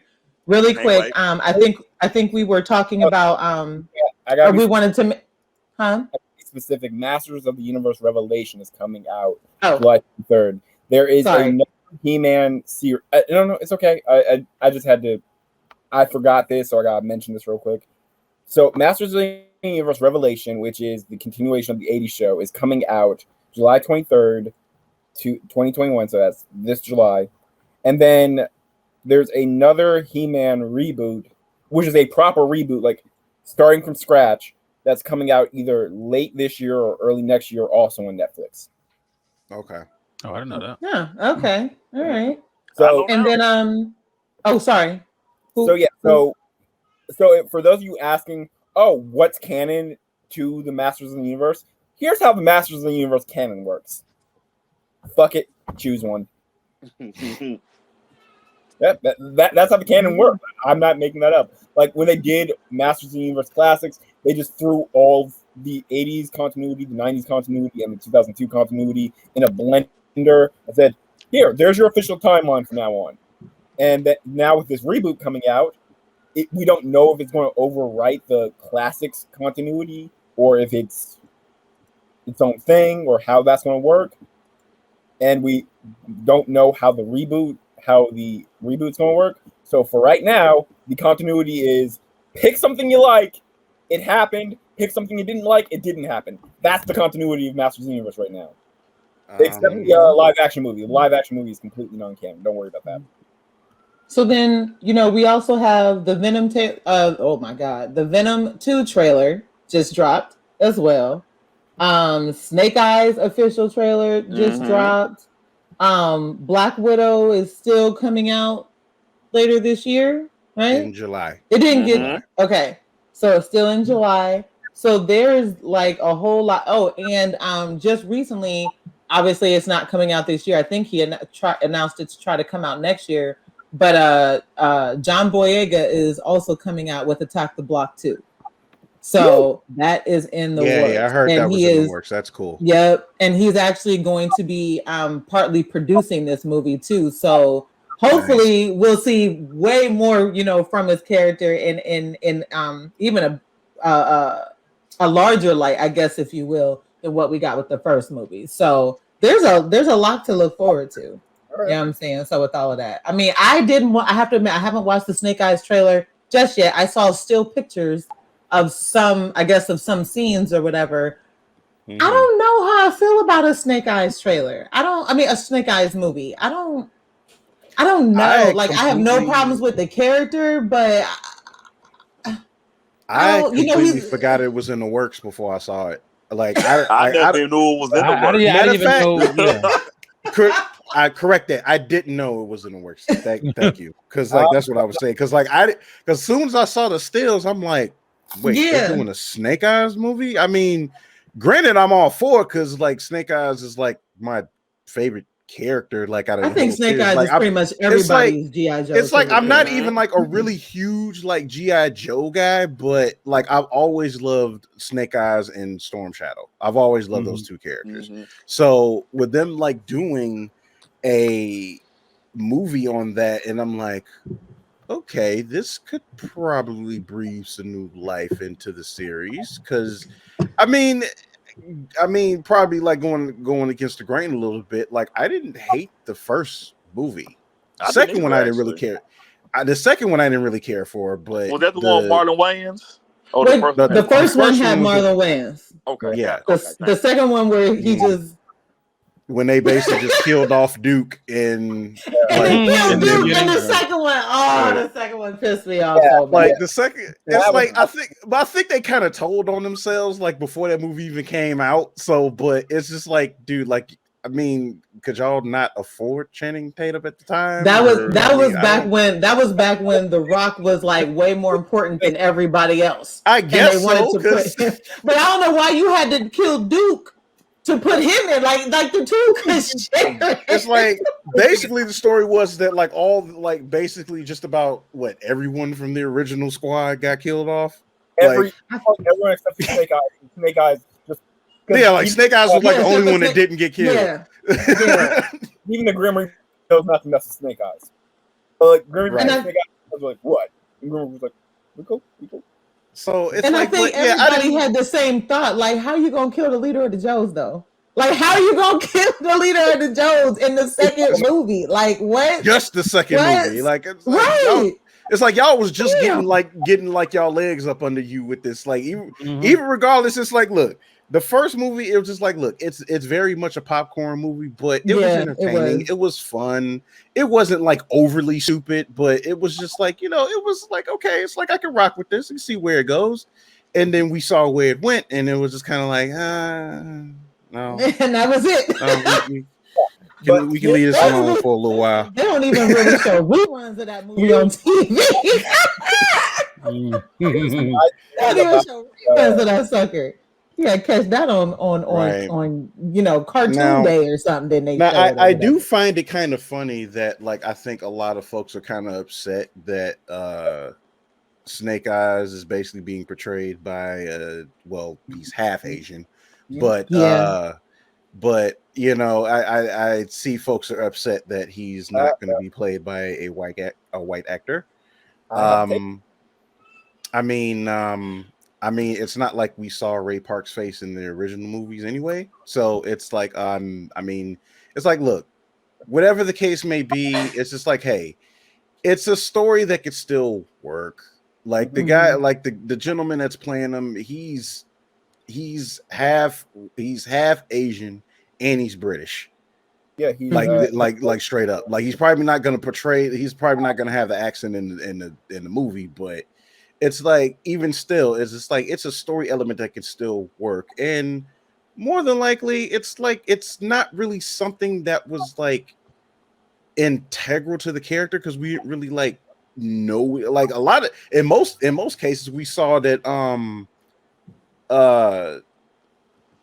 lot of his story was shrouded in mystery anyway. So it's just like, hey, I mean, there's a lot to play around with the character. And plus, from what I understand, he has I think he was the main character in the HBO series Warrior, right? Oh, the actor? Yeah, I believe so. Like I've seen quite a few people. I thought it was the guy who played Bihan in I thought it was him. No. Okay. It's the other guy. It's I can never pronounce his name. I think it's Ewau. I think that was his name. But I know he's playing the. I think he's supposed to be the master in it, if I remember correctly. Hold on, let me double check. I'm literally like trying to sit up But here yeah, and holding is awesome. And here's my hot take. And I know none of you guys want my hot take, but here's my hot take. Oh no, we want it. Go ahead, go I go ahead. the idea of turning Snake Eyes either half Asian or full Asian or however they're going to play it in the movie. I think it's a good idea because previously, he was his origin smacks way too much of that mighty whitey trope that we had in 70s kung fu films, where a white Mhm. dude would just walk into an Asian monastery or training ground or something like that, and suddenly become the best thing else because he was the white dude. Making him half Asian negates that problem. And since, much like the real life actor, if the character has, since the real life actor, because his father's British, has British citizenship because of his father, if the character is like that, where he has American citizenship because one or both of his parents are American, they're just living in Japan, that would not contradict him being an American special service Green Beret. It actually still fits. It would explain the ninja training would still fit if he grew up, if he's Asian by birth. The ninja training still fits if he moves back to America in like his teens or early 20s and joins the army. It all syncs together, and we get rid of the unfortunate implication that the original Snake Eyes had of a blonde-haired, blue-eyed guy being the greatest ninja. Okay. And I totally agree with that. And I have to correct myself. The actor and Andrew Koji is from the series Warrior. He's playing Storm Shadow, not Snake Eyes. So I did it's Iko Uwais. That you guys know him from the Raid. He's the main actor, the main character in both movies. He is playing, I believe, Hardmaster, Yeah. who I believe is the I think he's the one that trained them both, right? Yeah. Yeah. So that would be interesting. So at least for the most part, we can only assume at this point that the action is going to be on point for the majority. But I mean, so far, I think I'm interested. With it kind of blindsiding everyone, it's just like, hey, Snake Eyes movie. I mean, sure, like it's like it's. So I think it was probably smart for them to kind of play this, play it real low key and just surprise folks like that because, I mean, aside from some of the other things that was coming out. I mean, of course, we got Marvel, released their, trailer like snippets of stuff that's upcoming with Black Widow and Shang-Chi and the Eternals and so forth. And then, of course, Fast 9 is still gonna be in that. Oh my god. July 2. Oh my god. And that one I'm actually planning on skipping. Like I have no interest in seeing this one. I didn't even listen. I didn't watch the last one. I didn't watch the last, especially now. They got Tyrese back in it too, and they're using magnets, and I'm like, really, okay. Man, it's like, look, I kept asking myself, I kept reminding myself with the question, like, just remembering like when they used to race like 2 movies ago. Exactly. And it's just like when it got to 8, like I was like, okay, 8 looks insane, but I'm going to watch it to see what they were gonna do. And it's like, okay, for what they did, it was like, okay, it's very silly, but okay, it's like fine, whatever. But then they showed this trailer for this one. And they're just doing anything and everything, and absolutely nothing makes sense anymore. Nothing. Like nothing makes sense anymore. It's like, dude, like, look, cars swinging from vines.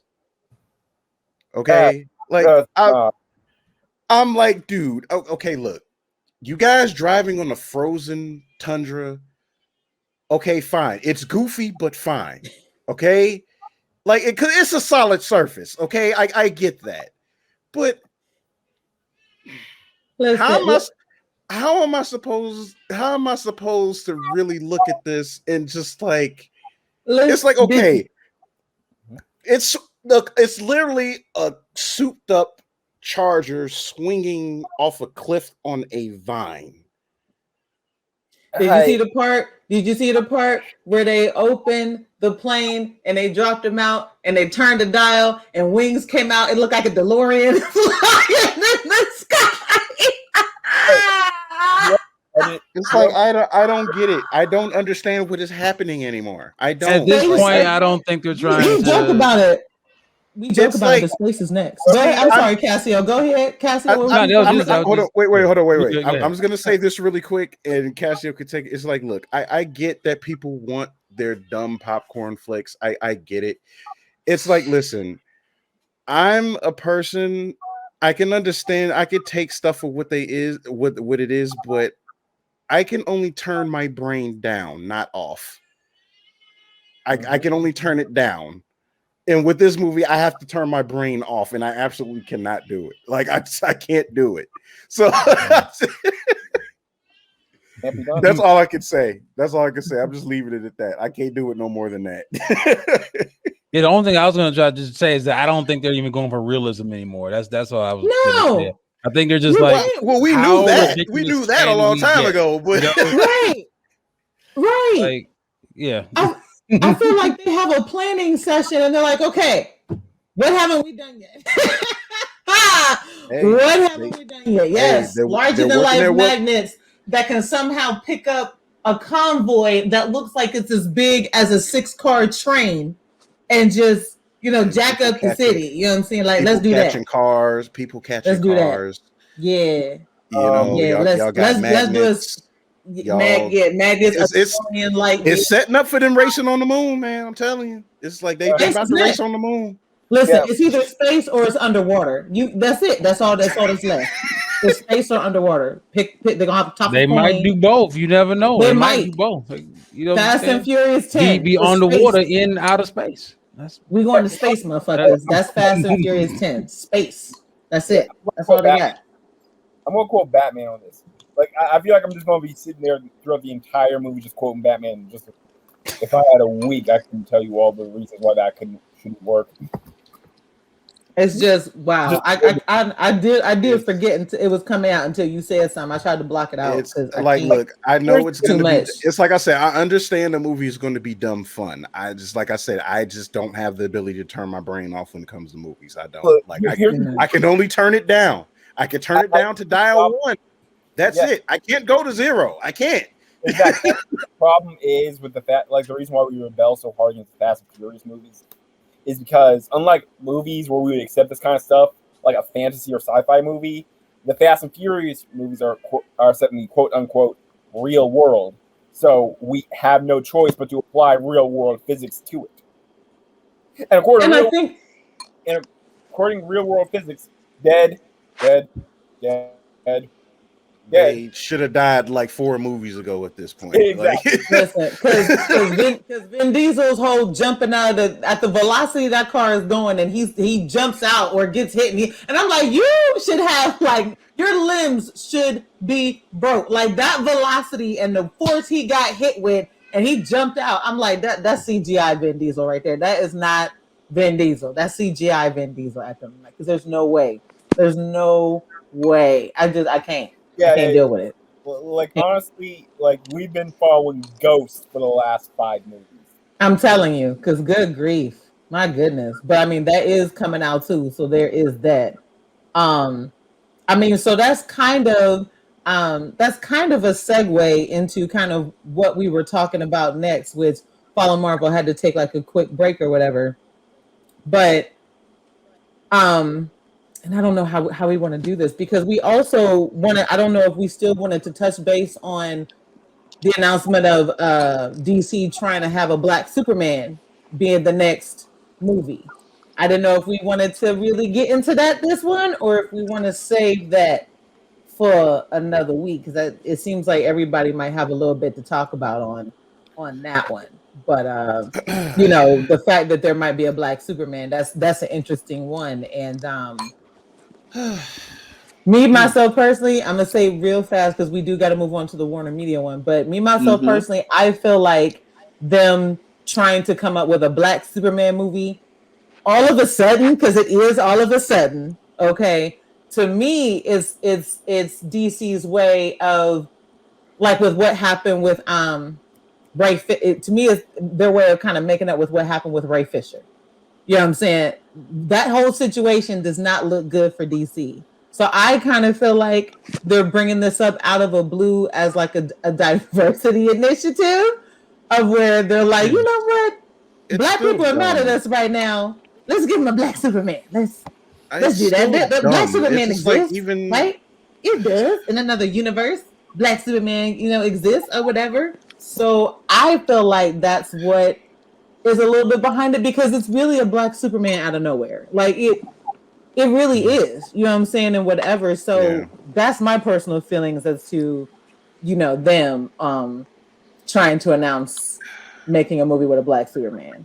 And no, I don't want Michael B. Jordan. And no, we don't want Michael Jai White. You don't want no Michael. Okay, no Michael. No Michael. No Michael. Got it.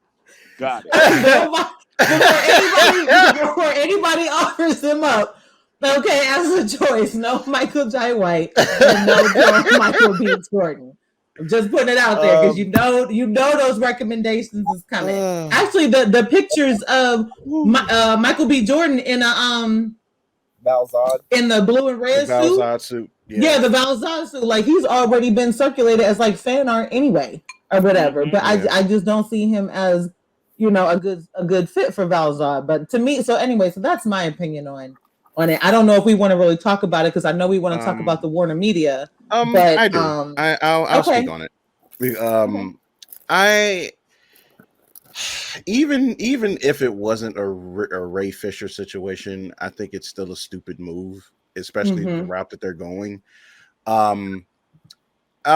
If you guys have been keeping up with the show, you already know how I feel about my stance with Ray Fisher for the most part, or whatever. It's just like, of course, the Joss Whedon thing, I absolutely agree with that. Dude's a dick. Like, I definitely agree with that. It's just everything else that came along with his accusations that doesn't add up. So it's just like, it still don't, but whatever the case may be, it is what it is.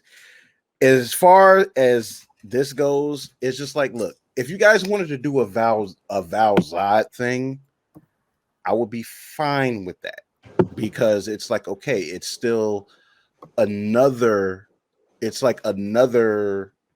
counterpart to Clark Kent.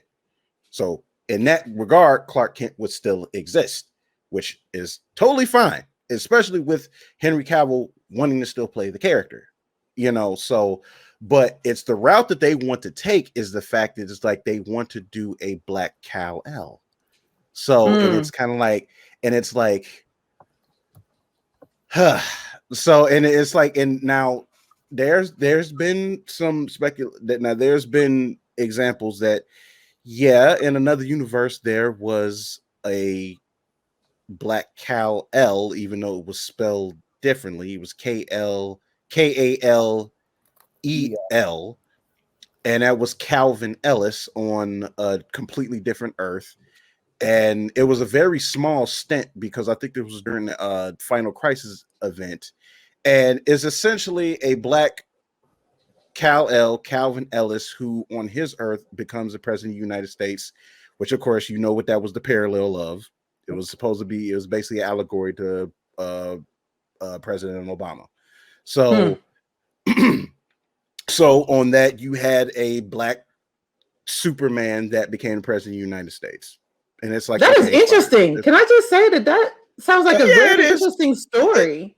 It's not a bad idea. The United States is also Superman. Like, that's pretty awesome. Yeah.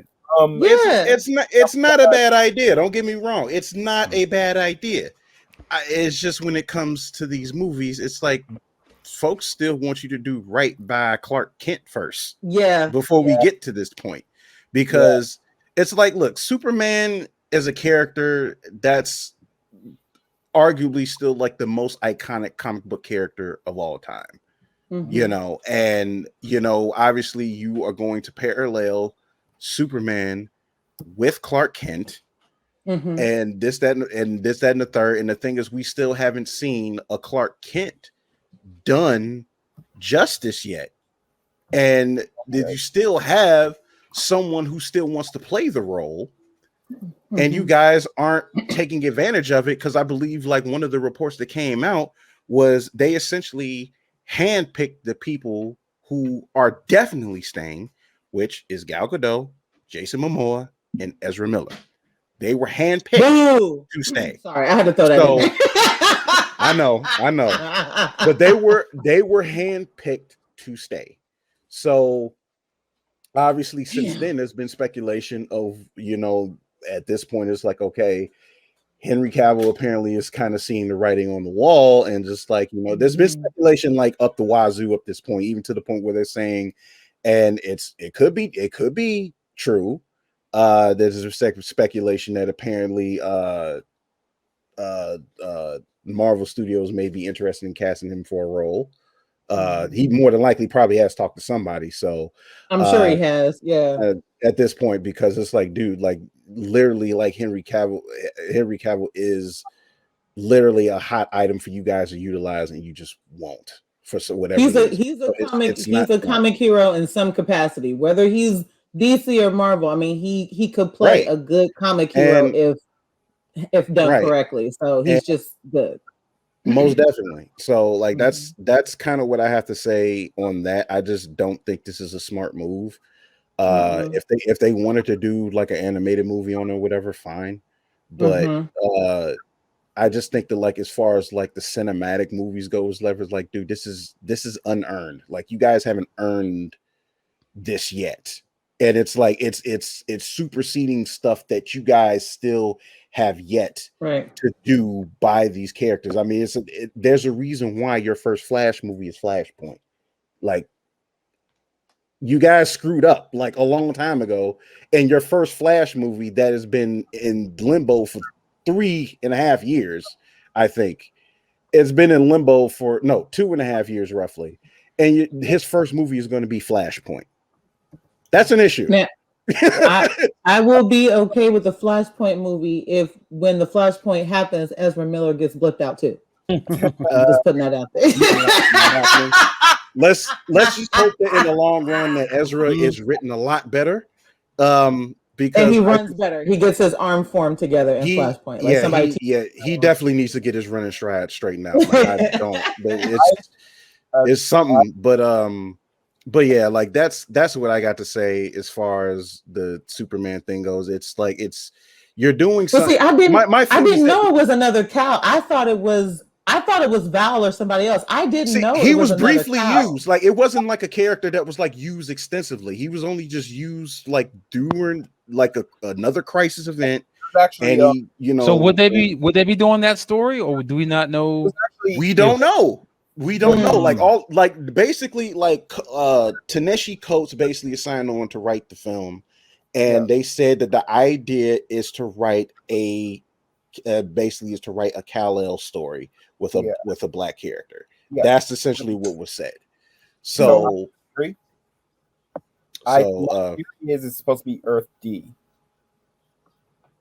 So for those who don't know, it is a different Earth. It is a different Earth. Yeah, it's a completely different Earth. Different Earth. It is explicitly stated to not be part of the DC extended universe. But here's my theory. Yeah. With it being a black Kal-El and a black Clark Kent, my theory is it's supposed to be Earth D, which, if for those of you who don't know, in Crisis on Infinite Earths, Legends of the DC Universe, Crisis on Infinite Earths, we were introduced to a DCU where Superman, Clark Kent, Kal-El was black. And yes, he very explicitly was Kal-El and Clark Kent, because his wife in this universe, he's married to Supergirl, Kara, but she's not his cousin, so relax. Oh, I would hope so. But anyway, so Kara specifically calls him Clark at one point, and the narration refers to him as both Clark and Kal-El. So is specifically just our Clark, but black, and instead of a cousin, he has a wife. That's the only differences. So that's my theory, that they're taking advantage of the multiverse to do an Earth D story, which I find interesting because we didn't get much about Earth D. Like, the problem with Earth D is the only time we saw it was 3 hours before he died. And like all the people in our Right. heroes, they went out swinging. They saved 6 billion people with their final act. Saved 6 billion people, which I find incredibly heroic. But Right. yeah. But anyway, so I think it's 50, but that's my theory of what they're going for. My problem is it does not look good from an optical standpoint. Optics, right. Like all the stuff that they're having with Josh Whedon and Ezra Miller and Ray Fisher, it looks like they're putting this out instead of a legitimate idea to explore the multiverse and exploring the life of a black man through the eyes of Superman. It feels like a cash grab and a half-hearted apology. Like, yeah, we messed up here. Have this instead. It's a stunt, definitely. Exactly. Now, on the other hand, I just really cannot stand all the people who are saying, well, we want a comic accurate Superman. The last 3 Supermen have been comic accurate. Well, especially if you look at the Zack Snyder cut of Justice League, because say what you want about Joss Whedon, he did one thing. He actually tried to make Superman feel like Clark Kent. He had him smiling, he had him corny jokes, he had him goofing off with the other Justice League members. And that's Superman. That is exactly how Superman is. He's a big blue Boy Scout. And what does Zack Snyder do in Zack Snyder's Justice League? It's like, nope, can't have you smiling, can't have you grinning, can't have you telling jokes. In fact, why are you in blue and red right now? Let's get you this black. Now wait a minute. Now we're not here to compare those those things. I'm just saying, like, if your complaint is that you want a comic accurate Superman, then why aren't you more upset that no one's like? I like Henry Cavill. From what I saw in the Whedon cut, if he had a director that let him act like Clark Kent, this overgrown farm boy who just wants to help people, he could do it. But unfortunately, he keeps getting at directors who are like, no, we can't have that. We need you to be all dour and depressed and wondering about aliens and your place in the world. And it doesn't. And I also think it depends on the director, because if you watch him in what is it, the man from nowhere, I think he was in. No, Man from he's Uncle. actually. Man from thank Uncle. you. Yeah, the man from Uncle. That's him. Like, he's joking around, but he's still very action oriented, very smart and whatever. But he has, some moments that make so he can do it, depending on, who the director is or whatever. Absolutely agree. And I've debated this with a few people in the group, and they're just saying it's like he has the chops. Like, he has shown that he is capable of pulling off roads with good direction. Like, because the thing is that, like, it kind of sucks, because when you look at his Superman roles when he was Clark Kent, he was very limited in what he was directed to do.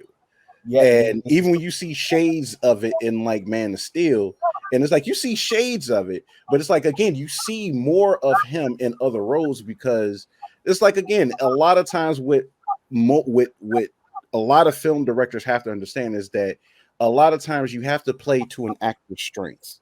Yes. If you don't do that, you're not going to be able to get the best out of them. It's like, this is how it's written. This is how I want it. This is that. It's like, okay, as an artist, hey, you can demand that if you want. That's fine.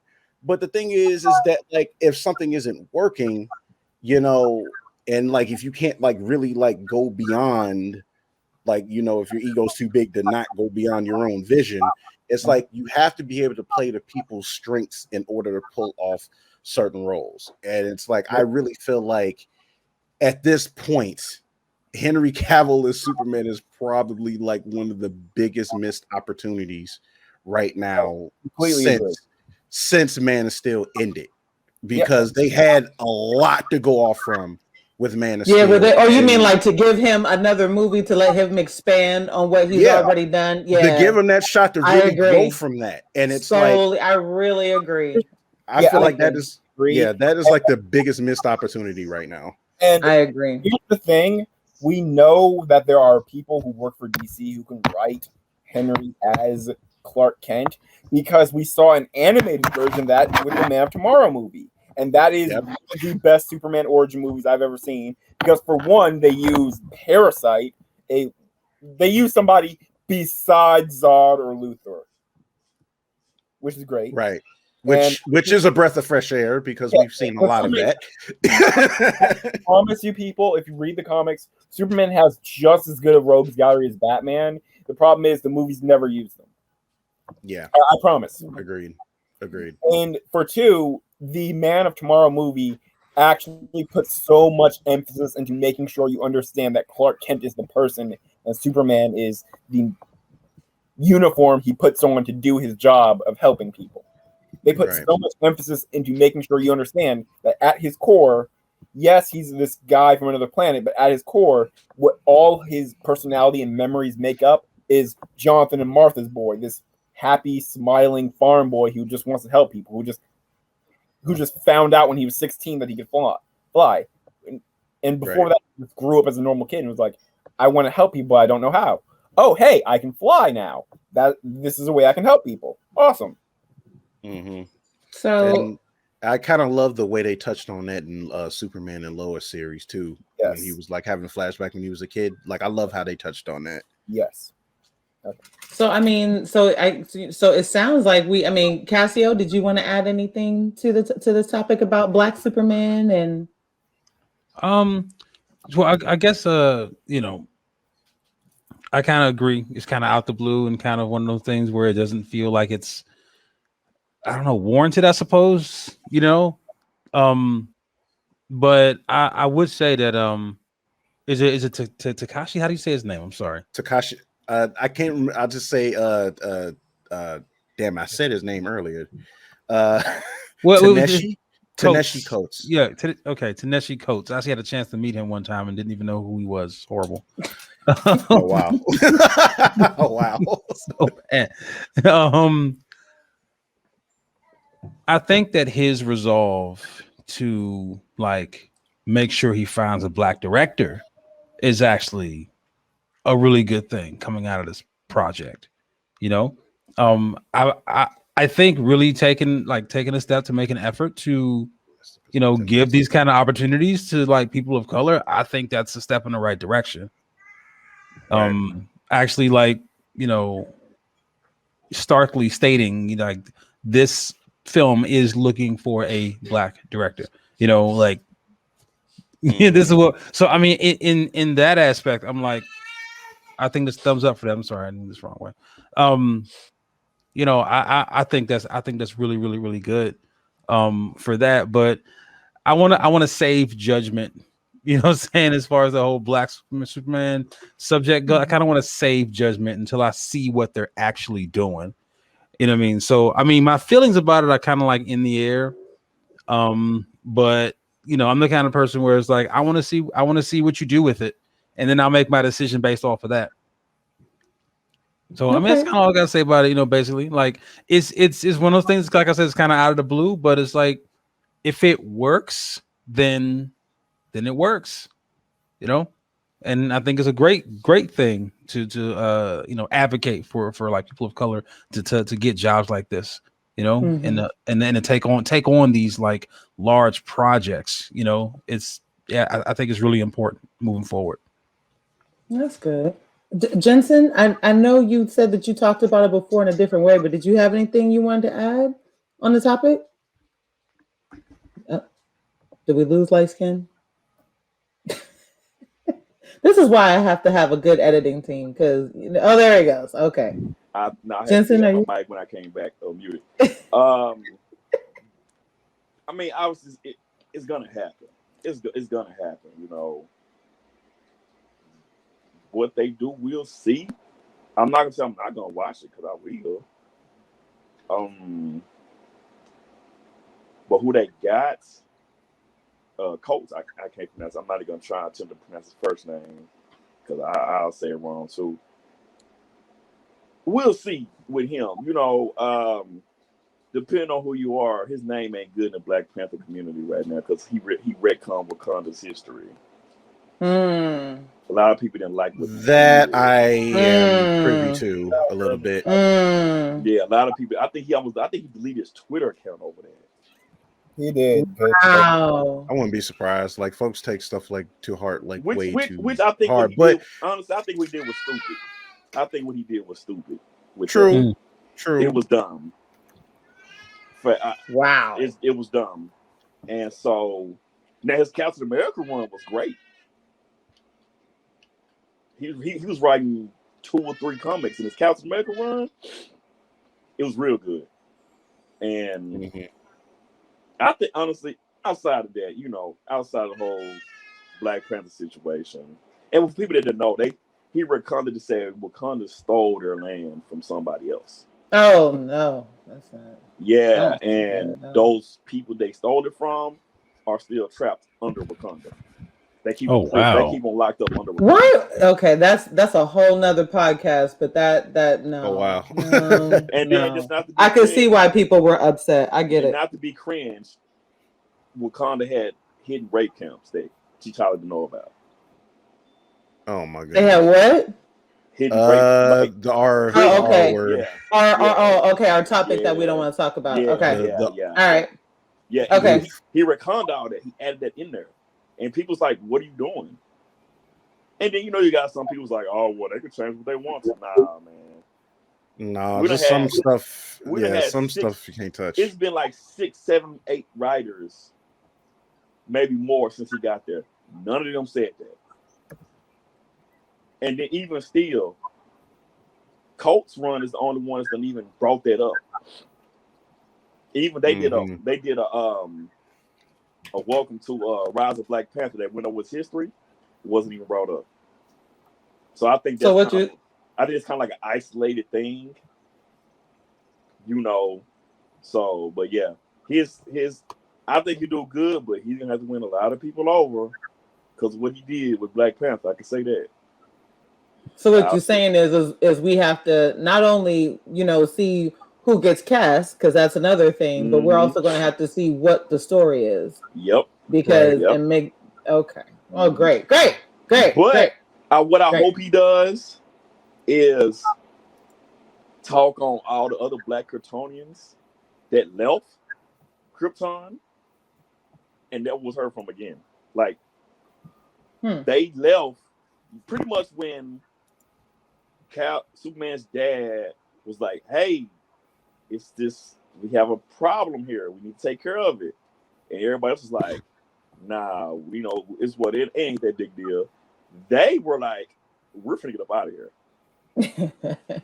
and they left Krypton before the explosion happened, and nobody has ever even brought them up ever again. Wow. Nobody has even brought them up. So basically, it could be either interesting. That's a story. That's a story to explore. Or a disaster, is what you're saying. It could either be really interesting or it could be a disaster, is what you're saying. Okay. Yeah. I mean, but we have to wait and see. Honestly. It's almost forgotten about them, really. Okay. But it could, but I still see. But I'm gonna be skeptical. Okay. So I've seen how his writing wasn't black. Inside, the Black Panther was kind of bland. And then he had Star Wars Black Panther where they was in space. But not Star Wars, it was in his intergalactic empire. Oh, yeah. And that was bland too. But his Captain America run was great. That political type thing appealed more to him. Because he could, cap over history with Hydra and secret agents and this, that, and the other. That fit to how he was writing Black Panther, but it didn't go well with Black Panther, how it's going with Captain America.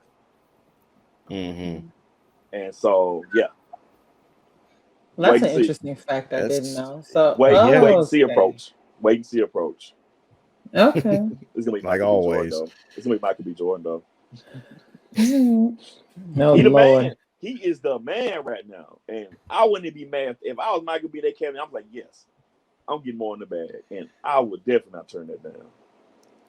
I mean, I don't think he would turn it down, but with all due respect, I mean, I love Michael. He's a busy man. I do.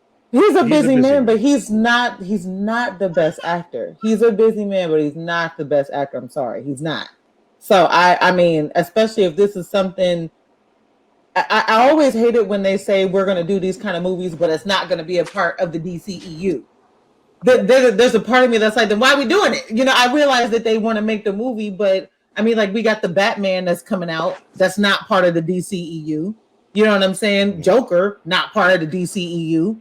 You know what I'm saying? So I mean, but it did well, but it was not part of the connected universe. And I don't like that. And I love, for now, I love the Joker. Okay, for now, that's a fair point because they might add it, but I mean, it's just you have all these movies that might be great, but they're not part of the universe. So, and I know that they're focusing on Solo, but some of the Solo movies were still a part of, you know, the connected universe. Like, I believe Black Adam is going to be a part of the DCEU. It is not, you know, it's going to be part of the connected universe. So I'm okay if that was like one or two movies because it's still a part of it. But if they do make this movie and it is like pretty good, are they going, you know, it's like, okay, so do we put it in after because it's a success? You know what I'm saying? Are they going to be watching it, trying to see what they do with it? I don't, you know, I don't know. I feel like put it in, or, you know, just put it in and stop all this. I don't know. It's just too much randomness, I guess. You know, taking the watch and see approach is a good idea, like Cassio said, because it's just too much. You know, it's just too much. Exactly. And now that we can't talk about it right now because we ran out of time, but so we're gonna have to save it for the next time. Fallen Marvel. It'll be the first thing we talk about, but really fast. You know, the fact that we've learned that AT&T just 3 years. Okay, that Warner just 3 years ago they bought WarnerMedia in DC, and AT&T is like, nope, too much for us to handle. So we gonna sell that off. Okay, we gonna focus on telecommunications or whatever, just telecommunications. So they're selling, you know, Warner Media and DC off to Discovery. So so now you got that giant movement again. You know, when it's just like 3 years. So it's like Warner Media and DC haven't had a chance to, you know, settle. And now they're off again under new management, you know what I'm saying, or whatever. So there's a lot of things now up in the air. And now you have this uncertain Black Superman movie. It's just pandemonium. You know what I'm saying, in DC? It's just pandemonium. If you guys could see my current expression right now. We can't super talk about it because we almost out of time. But if you want to do one quick thing, you know, you could do one. I could just briefly glance over it. So, I mean, for you guys that aren't completely in the know, AT&T has been the parent company of Time Warner for the past 3 years. They bought Time Warner in 2018. For I think it was $85 billion or something like that. And but it was interesting because like before they even was able to acquire it, they had to beat a antitrust lawsuit filed against them, which they managed to win. So, and there you go. And after that, they bought the company. And to be honest, I mean, it's been a weird series of events ever since they purchased Time Warner.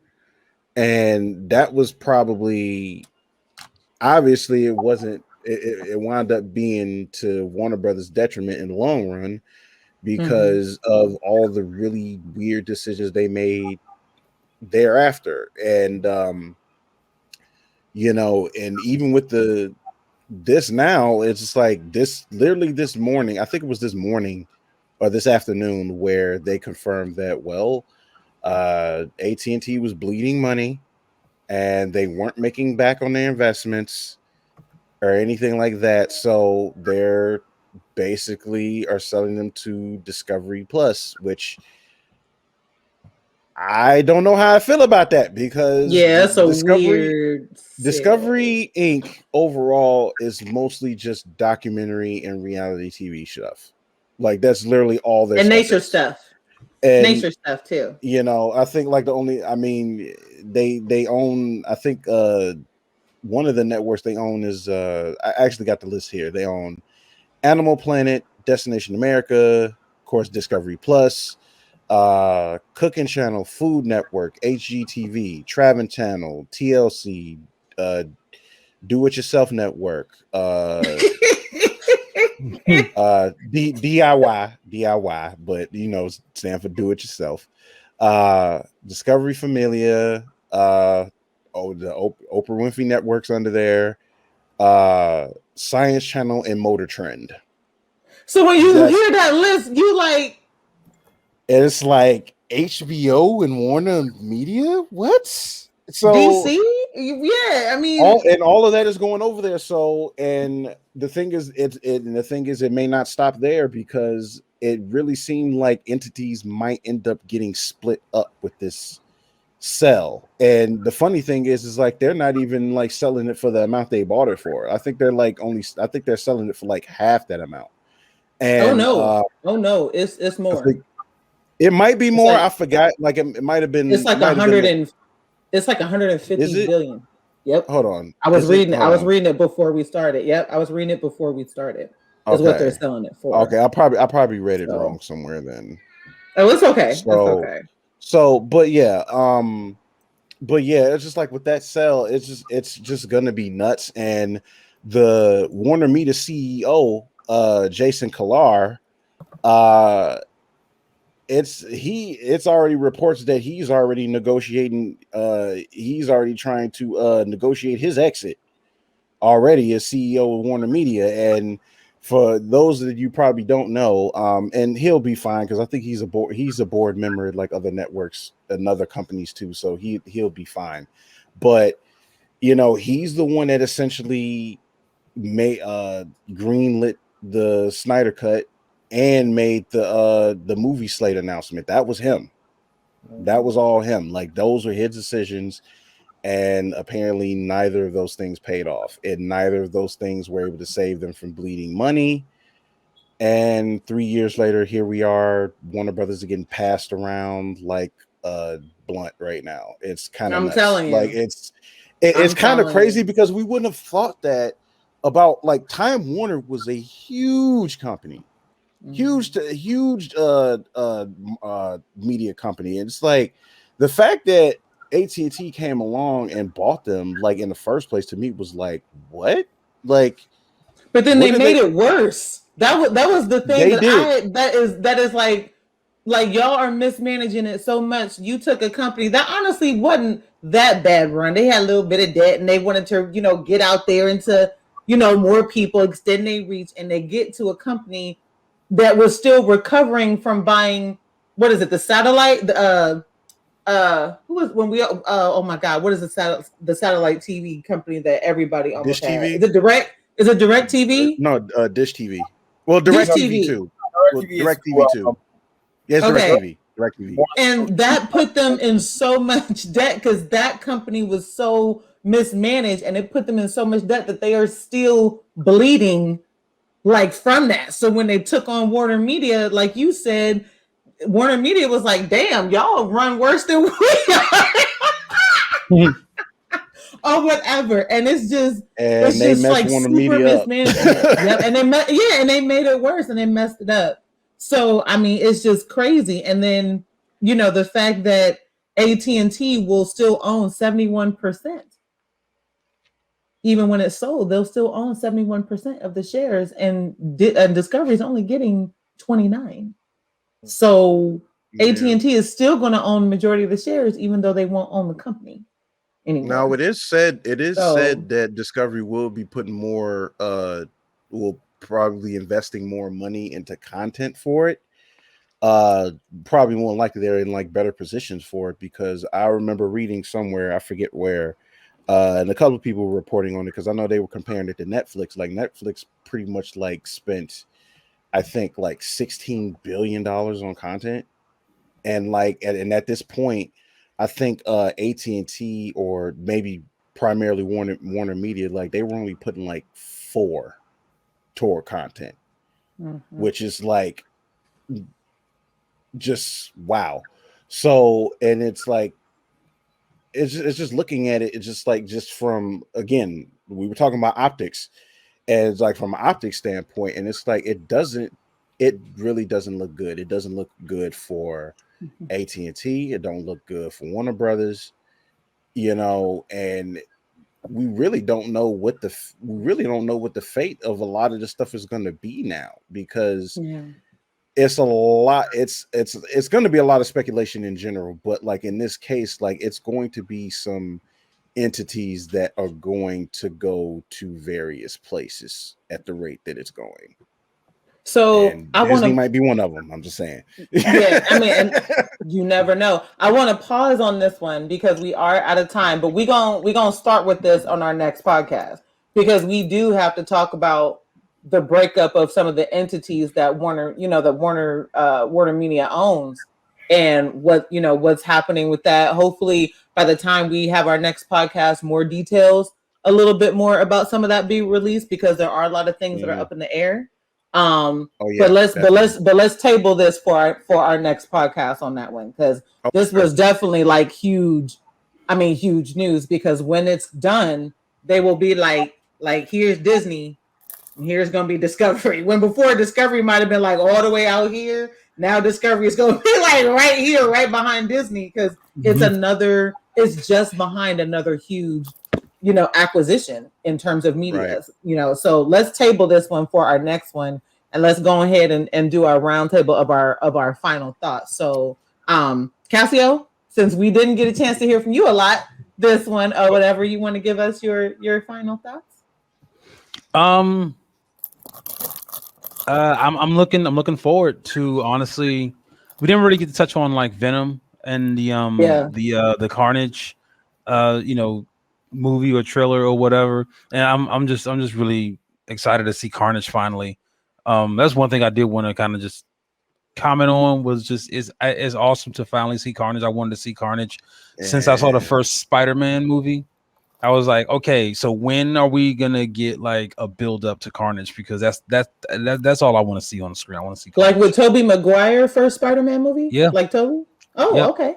Yeah, okay. I was like, okay, Venom, so Venom was in part 3. But, that's right. He was in the he was in the second Venom one, got wasn't smoked, he? but No, he was in Venom the third got one. completely He was in the smoked. third one. But at the end of that movie, so that tabled that. That's right. Yeah. I forgot he was in the third one. I forgot about that. Okay. Yep. But I mean, I used to feel some type of way about reboots and remakes and all these kind of things happening or whatever. I used to feel some type of way about it, but I think they're good, and they have value in the sense that they do kind of shine a light on the old properties, and they kind of bring them to, what I'm saying, the current in the current state of like entertainment, like these you know what I mean, all these things that we enjoy, even G.I. Joe, you know what I'm saying, these are all things that we enjoyed as children, you know what I'm saying, and it's like, hey, they're bringing these great properties and these franchises to the present day, so we could be like, hey, I used to watch that, I know a little bit about G.I. Joe, you know what I'm saying, and everything. So I don't know, I think it's actually I actually feel a lot better about reboots and remakes than I did before. And I used to watch He-Man as a kid, and I think it'd be cool if I could relive that moment, when you I don't have the music queued up right now, but you know what I mean, when it's like, I have the power, and all that. It's cool if that can be brought to the current, like to now. If we can get that same feeling that we used to get back in the day when we used to watch He-Man, then I mean, I'm all for it. I'm here for it. Thumbs up. You know what I'm saying? Like, keep on making whatever you guys are making. Hopefully we'll get a director for the Black Superman movie and see how it is when it gets done. So yeah, that's where I am. Good. All right. Okay. Toku, your final thoughts? I basically said all I wanted to say. I'm excited for the new He-Man thing. I don't trust Warner Media, but I do want to see what Black Superman's like. As long as they make Clark Kent the same Clark Kent we all fell in love with, that happy. I just want to help everyone earnest kind of person instead of this brutal. Like, look, if we want brooding, we'll go watch Batman. What the idea of all these companies merging and getting bigger and bigger just terrifies me, but that might be because I grew up reading speculative fiction where they kept warning that if all these companies get bigger and bigger, we're eventually going to have like literal franchise wars with literal guns and armies. So so that's terrifying. And but that might just be because I'm a lefto scumbag. Yeah, I think that's everything. Just a quick demolition man comment going with that. As long as Taco Bell don't become the last restaurant standing, I'm okay with it. I yeah, I don't want that have future. a different preference. I don't want that future. See, I'm a geek. Like, I'm bringing up like 90s movies and all that other kind of stuff. That's okay. cool, though. That's cool. Fallen Marvel, yours? So, just overall, I think for Masters of the Universe reboot, I look forward to checking that out, see what they do with it. I kind of sort of was like I was familiar with it as a kid, but like it wasn't like one of my top favorite things to watch as a kid. And plus, like I was like really young when it was out, so like that was like one of those things I watched in passing, but I was familiar with. But I mean, hey, if it has like any of the same quality as the Voltron reboot or She-Ra, hey, I'm for it. No problem there. Definitely learned quite a bit as far as like the Omega level mutant list. Yeah. So I mean, I already know like that list probably going to be changing quite a bit like over the next few years, like especially with you know, characters getting nerfed, characters getting buffed, characters getting introduced in movies, blah blah blah. You know, it's going to be, you know, it's going to be a lot of lots of turning and stuff. So besides that, Black Superman stuff, it's like I said, I'm not against them doing a story. I'm just like against the basically it feeling either ill-timed or hollow or just unearned. Like one of the things for me is when they're trying to attempt something that it doesn't feel earned. And that's usually my biggest issue. And it's like Cassio's more optimistic about it than I am, but that's kind of how I feel about Venom 2. So, because like it's to me, the first movie was just an entertaining trash heap. This movie just seems like it's going to be more of that. But we'll go into detail about that later on or whatever. But that's just kind of how my feelings about it. As far as just Warner Media thing, we'll touch on it more because there's a lot more to cover as far as like everything that was under Time Warner in general that AT&T is trying to recoup from making horrible decisions apparently the last 3 years. So it's just so much to unpack with that. Like it's you know, the only thing I can say is like I know folks have been kind of comparing it. Obviously, they've been comparing it with Disney and their acquisition of Fox, which to me it's not really like the same ballpark in my opinion, really, because it's like they were just interested in like the movie and TV properties. Like anything else that was attached to it, they didn't care about. Like the news and all that, they left that on the floor. It's like y'all can keep that. Like we just want the movies and TV. So, but it's just this. It's fascinating but scary that something like this can happen, especially with such a big conglomerate like Warner, which. Never in a million years we would have thought like Warner would have gotten bought out by anybody. So, but yeah, that's just kind of where we're at with it, and all we can do is just wait and see what happens. That's all we can do. Warner is like that orphan that's just trying to get placed in a good home. Redhead. Like they just want to get a good home so they can produce some content and try to, you know what I'm saying? I don't even want to say I guess depending on who you are, rebuild their reputation. They might are be the literally thing, the but they redheaded. just like they're just that orphan that's just, you know, they keep getting adopted and returned back to the orphanage and get adopted it's again. the redheaded orphan, back man. To the orphanage. And it's so the sad. bad thing too, I want them to win. Like I like it's bad, man. It's really bad. I like it's really bad, man. Because it's like ever since it's like again, first it was the Snyder Cut green light and they bled money into that, and then they announced all the movies will be on HBO Max same day and hoping it'll drive up subscriptions, but apparently that didn't work. So it's crazy. It's nuts. And they've essentially, I'm fairly certain that they burned a lot of the bridges with filmmakers in Hollywood with that move, because we remember how upset people were like when they made that announcement, and all that is on the CEO. So, but all we can do is and it's a tough situation too, because I mean, you know, the panorama didn't leave, you know, all these studios too much choice. Somebody had to take the dive. So I mean, I don't know. Yeah, we'll get on that on another one, because we'll talk about it later on. We'll talk about it later on. You know, my quick final thoughts. I don't really have anything to say about Venom and Carnage, only because, God, I feel terrible saying this. I don't really care. I didn't see the Venom movie only because you didn't miss anything. Now that you reminded me that Venom was in Spider-Man 3, now I remember that. But like as a standalone, like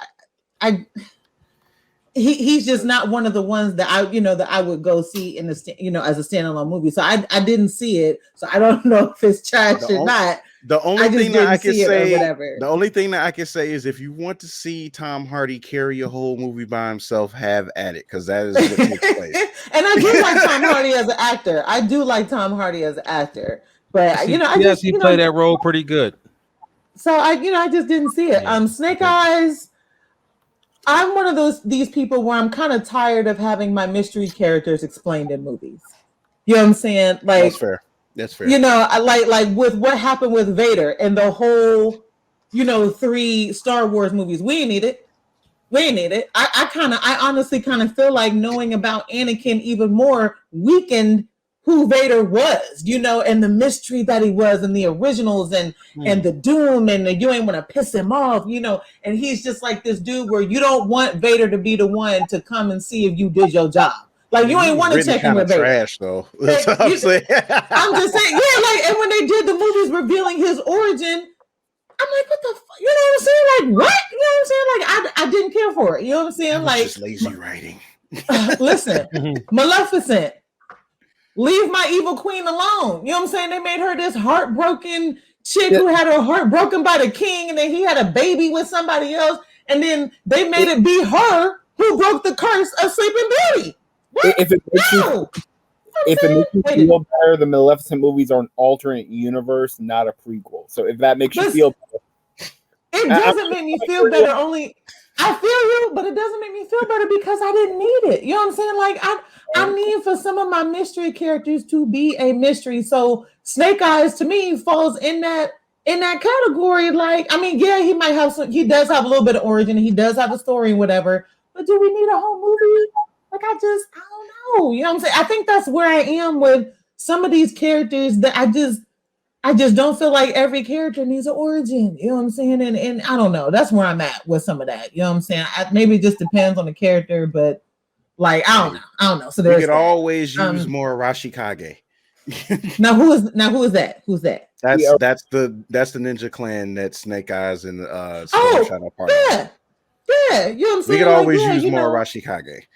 Yeah, you know what I'm saying? So there's that, Warner Media, if I could afford you, I'd buy you and give you some real direction. I'm sorry. Like I do. I just want you to like find a home so you can set up shop. Like they keep transferring you to other departments and merging and like, nah, you got to go over there. No. Your real office is down the corner in room 205. You know what I'm saying? Then they move you across the street. You know what I'm saying? I'm sorry. You know what I'm saying? And, you know, employees are like, damn, we got to uproot. Like it's a lot going on in that. And I really wish I do understand your point about people comparing it to Disney and Fox and how it don't, only because Discovery doesn't seem like the fit you would think to take on Warner Media, you know, plus DC and everything, you know, that goes on with those entities. So it's just going to be weird. Obviously, we'll talk about it more later.